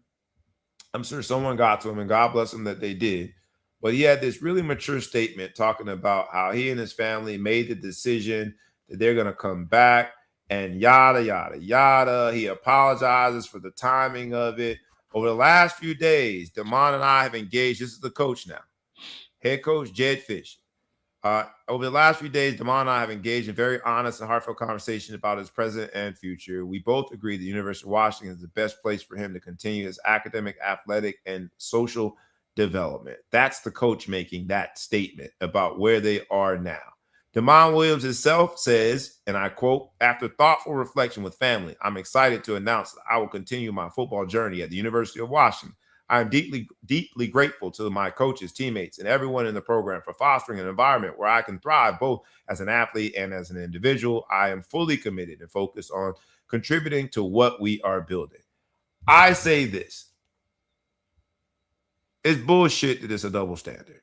The institutions, in this case, college football programs, the institutions, when it comes to the next level in the NFL, have forever had the wherewithal to tear that paper up and go about what's most advantageous for them. And Damon Williams Jr. should have done the same. And the fact that Washington was talking about hiring an attorney and suing this young man says all that you need to hear about where he fits on their value proposition. He's just another cog in the wheel. And I'm glad that he got paid, but in the spirit of time, value of money, same conversation we had. Is it show me the money or give me the damn ball? It would have been okay for me if he'd have went and found more money, because that's just what capitalism is. Don't sign the agreement. That's the problem. Once you've signed the agreement, they have to pay you that money, right? If a freshman quarterback comes in this year and he's better than you and whatever, they have to pay you that money throughout the year. Most of these agreements are 1 year agreements, right? Fair. And then they re-up in January on your exit interview, and then they cocktail you out your bread, and then you can get in the portal if you don't want to. So he said he was staying, and then all of a sudden, 4 days later, he says he's going. Well, 4 days is 3 months in the transfer portal, right? These guys are in and out of this portal. In 2 weeks, they find out where they're moving to. You know what I mean? My son is sending me, updates daily about guys he's played with and where they've transferred to, and what they have going, and blah blah blah, and they can jump on their money. So, especially at the quarterback position, when you have a stud like that and you got to keep him, you're behind the 8 ball. You could try to call these other people and try to sit there and do it. It's a lot, man. And you've got your receivers and running backs and tackles and everybody that you've brought in that were thinking this quarterback is going to be there, and now he's not. That's tough, man. I think it's tough. It's a tough world, bro. It's big business. It's a contract, though. That's the thing. Still, I'm going to sue you then. You're a big boy. $3 million. That's where we are. We're suing 20-year-old kids. But you can't go business on one side and feel good in the same. I'm not feel good. I just think the institution is going to recover. If me and you had a contract right now, I'm going to give you $2 million to do whatever you want to do for me, and then I breach that contract tomorrow. We've been friends for a long time, man. But you're not just going to wash your hands and be like, no. But you know how many contracts the University of Washington breaches on a daily basis? There's this term called efficient breach, meaning if it makes more sense to breach this contract in order to move on to something else, you do it. And that's all this young man was trying to do. It's an efficient breach. There's more money out there. Whatever You're going to find another quarterback. Whatever that big word you just threw at me, whatever that Yale word was that you just threw at me. That wasn't. So you try to be tough. You try to educate me. No, why you sitting up? Why you sitting up? Why couldn't you stay in the same posture that you had? But I'm just saying they do it all. Do you know what goes into that factor of that? What'd you call it? Efficient breach is what they call the words aren't that decision. I got them. What goes back into is what's the worst that could happen, right? I'm gonna breach this contract, and what's my recourse? What if they sue? Normally, that is a part of your efficient breach calculation. Absolutely. Right. Just like when Ford had the what the hell is the name of that damn car and shit? Razels used to have 2 of them. The car that they didn't put the plate because they factored in the lawsuits that they would have of people dying, and they said, all right, you know what? It'll cost us $100 million to put this plate in every car, and the lawsuits will probably cost us $10 million. Let's let a couple people die. That's all it is. And so I feel like then they're in their right to sue. And when they decided to sue, what happened? Suddenly he liked Washington. Suddenly $3 million was enough. Yeah, man. I just think that yes, I'm not trying to get all Mr. Rogers and Kumbaya, but you're dealing with young athletes. Young athletes. My girl, Jackie. What's up, Jackie? Jackie saved me from crashing out. Yeah, Miss Parker. Jackie, no, she's a very good friend of mine, and she saved me from a crash out today. You gotta have good friends around. Not today. This Don't be doing inside jokes. Yeah. Nah, man. Nah, not inside joke. Give people their flowers. When you got good people in your life, hey, Miss Parker. I'm a spiritual man. In this episode of Hurricane and Black Clouds, all of a sudden, when someone appears in a moment where you could make a really bad decision and they give you some sound advice, for me as a spiritual man, I thank God that Jackie was there in that moment. So thank you very much for preventing me from my crash out. Towards me. Thurs is a term that we use for basically like freshman in basketball. Anyway, I'm gonna get out of here with this, bro. You gonna be the lawyer and sue that young man. I'll take that. But I just think that for him, Desmond Williams, I said this wrong name, not Desmond, it's Damon Williams Jr. I think that there is a black cloud, an omen, what we are gonna see when universities are threatening. And maybe it was more than a threat. Maybe they had already retained an attorney. But if that's what we are doing, after you've recruited this young person, knowing that they've got the whole sort of maturation process of growing into a business person, knowing that more times than not, they don't have an entire legal team around them advising them. They're figuring out this thing called life. And universities used to be the place, these institutions used to be the place that would encourage you to figure it out. If the same university that got you to get out off your living room and go there and at least pursue this theory of being a student athlete is going to sue you, I just think we've gone too far. And there's a black cloud there, an omen about us that we better pay close attention to. I'm glad Damon Williams came to his better senses and decided to stay there. With a little encouragement. He came back. Damn, man, really? I'm having a you just had me out there on your football field risking life and limb, and now because the business didn't go in your favor, you're gonna sue me? That's some bullshit. And you know he don't want to be there now, and he's got to sit there, hold his nose, and do what he got to do and make $3 million. Stop trying to act like he's some victim and shit. Could have made $5 million. If it's a difference of $2 million, the contract. He is a victim. If you lost out on $2 million at 20 years old, you can't be a capitalist and a tree hugger in the same breath. You can't do it. You can't do that. It's not possible. Your tongue's gonna fork. That's the lawyer in you. Your tongue's splitting down the middle. But Your Honor, I'm just a kid. You can't sue me. Even though you're gonna pay me $3 million to throw a football around, you can't sue me. I was just on your field for nothing. No, you was getting paid then too. Okay, shit. I'm just a kid. You can't sue me. But this is capitalism. I need to go make my money. Shut the fuck up. You can't say that. You got me worked up. You see, because you accuse a man of looking like Shrewsberry, and then he gonna come out crash here and out. acting like go ahead and crash out. We'll crash out. My girl Jackie, thank you for not letting me be Shrewsberry and crash out. You can't do that. Situation. You can't be both. Let's go home with this, bro. And this is really the last topic. It's gonna be lightning round. This is our ball hawk spotlight moment. I ain't got one. And it's gonna be straight up. It's going to be straight up a conversation. You and I having a conversation about Black Monday in the NFL. No surprise that the first coach to go was none other than a black coach by the name of Raheem Morris. Sunday though, they got him on Sunday. They got him on Sunday, not even Black Monday. They were preemptive. And Terry Fontenot, the GM, was also black. The Atlanta Falcons told him to get his hat, his coat, and leave too.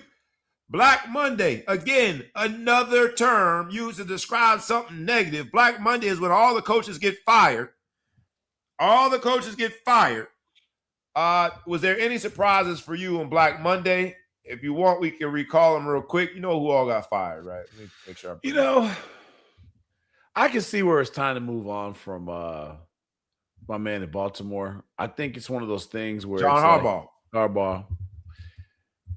Somebody put together. Sometimes the internet is something. Man, I'm glad the internet wasn't around when I was coming up. Because sometimes, man, I feel like these people put together. They put all the fuck ups and all the games that were lost at the end, and it's just like, yeah. I don't know if he just has bad luck or he's a bad coach, but yeah, it's probably time to go. He's going to end up somewhere else. He's going to have a great finish to his career wherever he ends up. If the Bears needed a coach, I would take him. He's going to get hired right away. Yeah, but Miami Dolphins fired. Time to go. I think it's time for my man to go from Pittsburgh. Come on, man. I don't think you should get fired. He's a Mike Tomlin. Don't get me wrong. I don't think Mike Tomlin should get fired. I just think it's time for him to go somewhere else. So you want him to decide to leave because the fans are calling for his head. And there's a graphic that showed the kick where the Ravens kicker is kicking. It shows in between the upright, Mike Tomlin gets fired. If it's wide left or wide right, John Harbaugh gets fired. The kick happened to be wide right, and to the word of the graphic, John Harbaugh got fired. Now, they waited a little longer. John Harbaugh, I think, got fired on Wednesday. Yeah. And then guess what happened on Thursday? Mike McDaniel gets fired. So I'm assuming that Miami is calling John Harbaugh on line one. But I just don't see it. A grand total of 0 losing seasons and whatever, 19 seasons. So what's his name put it out there? What's that dude? I don't even like him. Kyle heard that much. But he had a good point. He said, yeah, what else? What they also haven't had is, in all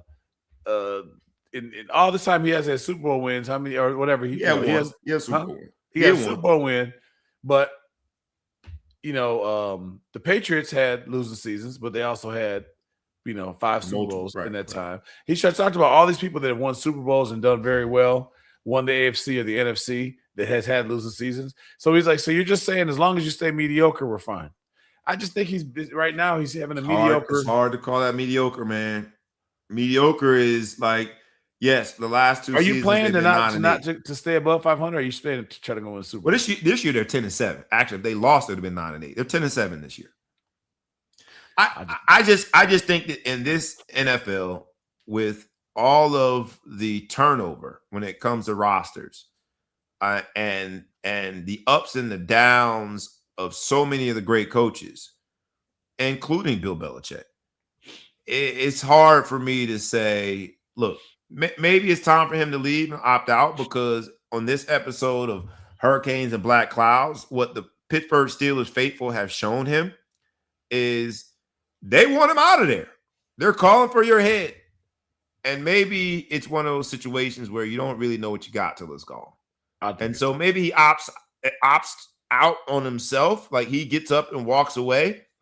But I just think that, it's just, and again, it ain't all about race, but damn, nobody else in the NFL can say what we just said about him in non-losing seasons. And we only say non-losing because he had an 8-8 season. Other than that, we would say all winning seasons. I don't know, man. I don't know. Again, they shouldn't be like whatever, but I just think sometimes it's time for change. Steelers program is not where they want to be, right? They don't want to be 10-7. Now they're in the playoffs. They can win the Super Bowl. Once you're in it, right? You can go do whatever you have to. But in just general terms, I feel like it's of late, his last few seasons, it just been mediocre. To your point, Raheem Morris only had 2 years there. He was 8-9 in both years. It's just, again, it ain't all about black and white, but I'd be a damn fool to not acknowledge that there are standards and different ones when it comes to brothers in certain positions. That's what's scaring me about Micah Shrewsberry. That's what's scaring me about anybody that is wearing this skin tone that calls himself a head coach, man. That leash is short. That leash is short. So Mike Tomlin, maybe you're right, Big Flo Show. He need to be getting his resume tightened up, figuring out where he would want to go on his own, because I don't see these Pittsburgh Steelers going too far in these playoffs. And I think that's, from a standard standpoint, is what the Steelers faithful is saying. We don't just deal with being good. We want to be great. But being a playoff team, I would argue, is a form of greatness. I'll give you last word before we get out of here. No, you know what? I did want to ask you this, and then we'll go. Then we'll get out of here. Jimbo Fisher called Lane Kiffin because of this recent shenanigans of his influence on these college football playoffs, specifically the Ole Miss coaching staff, and people being sort of torn, having one foot on two sides of the Berlin Wall when it comes to SEC school. Was he right when he called Lane Kiffin, and I want to make sure I quote him, he called him a villain for for his role in impacting these college football playoffs. Would you go that far? That's our last Ball Hawk Spotlight moment. Hurricanes and black clouds. There is no more darkness than being called a villain. Jimbo Fisher said he's the black cloud. I just keep scratching my head. I mean, you're in the conference that everyone says they want to be in. You got your team one game, 4 points away from a championship appearance, which is at a school that's never done that before. What else do you want, man? I mean, so now you're going to go to LSU and try to rebuild that program and try to get them to a place, and they're going to fire your ass at halftime. You don't do it. He's a villain. I think he's a slime bucket, and I just think he's been Is that a coin term? That's a legal term. He's a slime bucket. Yeah, I think he's a slime bucket. I have never liked him. I just felt like whatever. And I just think he hasn't even really done that well. His coaching career hasn't been that great. You finally get to a place where it's clicking, and now you want to go. And then you leave in the playoffs, and you got these people, and then you thought you could stay and give your cake and eat it too, so you could try to win and get your championship. To hell with you. But I'm probably just mad because they let Miami get the championship. Son of a bitch. Hey, I should have gave you the 24-hour off window, man. You still hot about these Hurricanes. This has been a phenomenal episode of the Ball Hawk Sports Talk. The episode has gone by the title of Hurricanes and Black Clouds.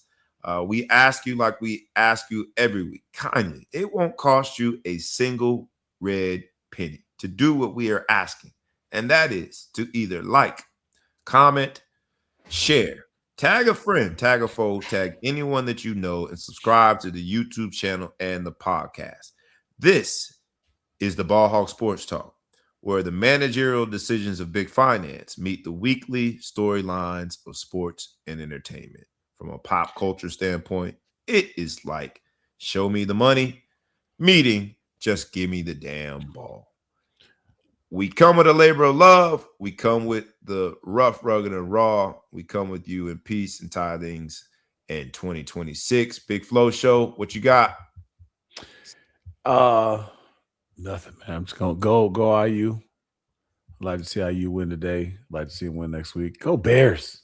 They ain't talking about my Bears. Gosh. Bears Packers. Come on, Bears Packers. What are you doing Saturday? Where are you going to watch the game? Huh? What are your big plans for the big Shout game? out to the Dog Pound for finally getting rid of Kevin Stefanski, Freudian slip. All right, we got him out of the way. He was our black cloud. Now we can let Shador, perfect timing, do his thing, baby. Perfect. Last comment I want to put on one of our commenters. And Crit said if Philadelphia lose, they're going to get rid of their coach. They just won the Super Bowl. That's where we are, man. That's where we are. That's where we are. Man, this is like the ungrateful girlfriend that like forgot that you done got her out of a bad situation, put her in a car or whatever, and now you late for a dance or something, and she want to tell you you ain't shit. You ain't never been shit. She want to break up with you. I just took you to Paris. The fuck are we talking about? Hey, man. You only good as your last game. Take me again. You only good as your last trip. I want to go to Dubai. Let's go further. Let's go to Dubai.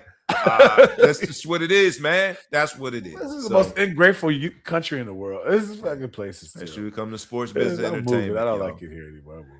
Just make sure you like, comment, you're the last share. straw, Crit. I'm moving because of you. You moving. I'm out. I'm leaving the country. Make sure you like, comment, share. For those in our podcast universe that are listening to the audio, you have just experienced the Ball Hawk Sports Talk, where the managerial decisions of big finance meet the weekly storylines of sports and entertainment. From a pop culture standpoint, it's where show me the money meets give me the damn ball. Come and experience again next week. We're going to be here doing what we do with the whole crew in the building. This has been the Hurricanes and Black Clouds episode of the Ball Hog Sports Talk. Remember, like, comment, share, tag a friend, tag a foe, tag anyone that you know, and subscribe to the YouTube channel and the podcast. With that, we's out. Peace.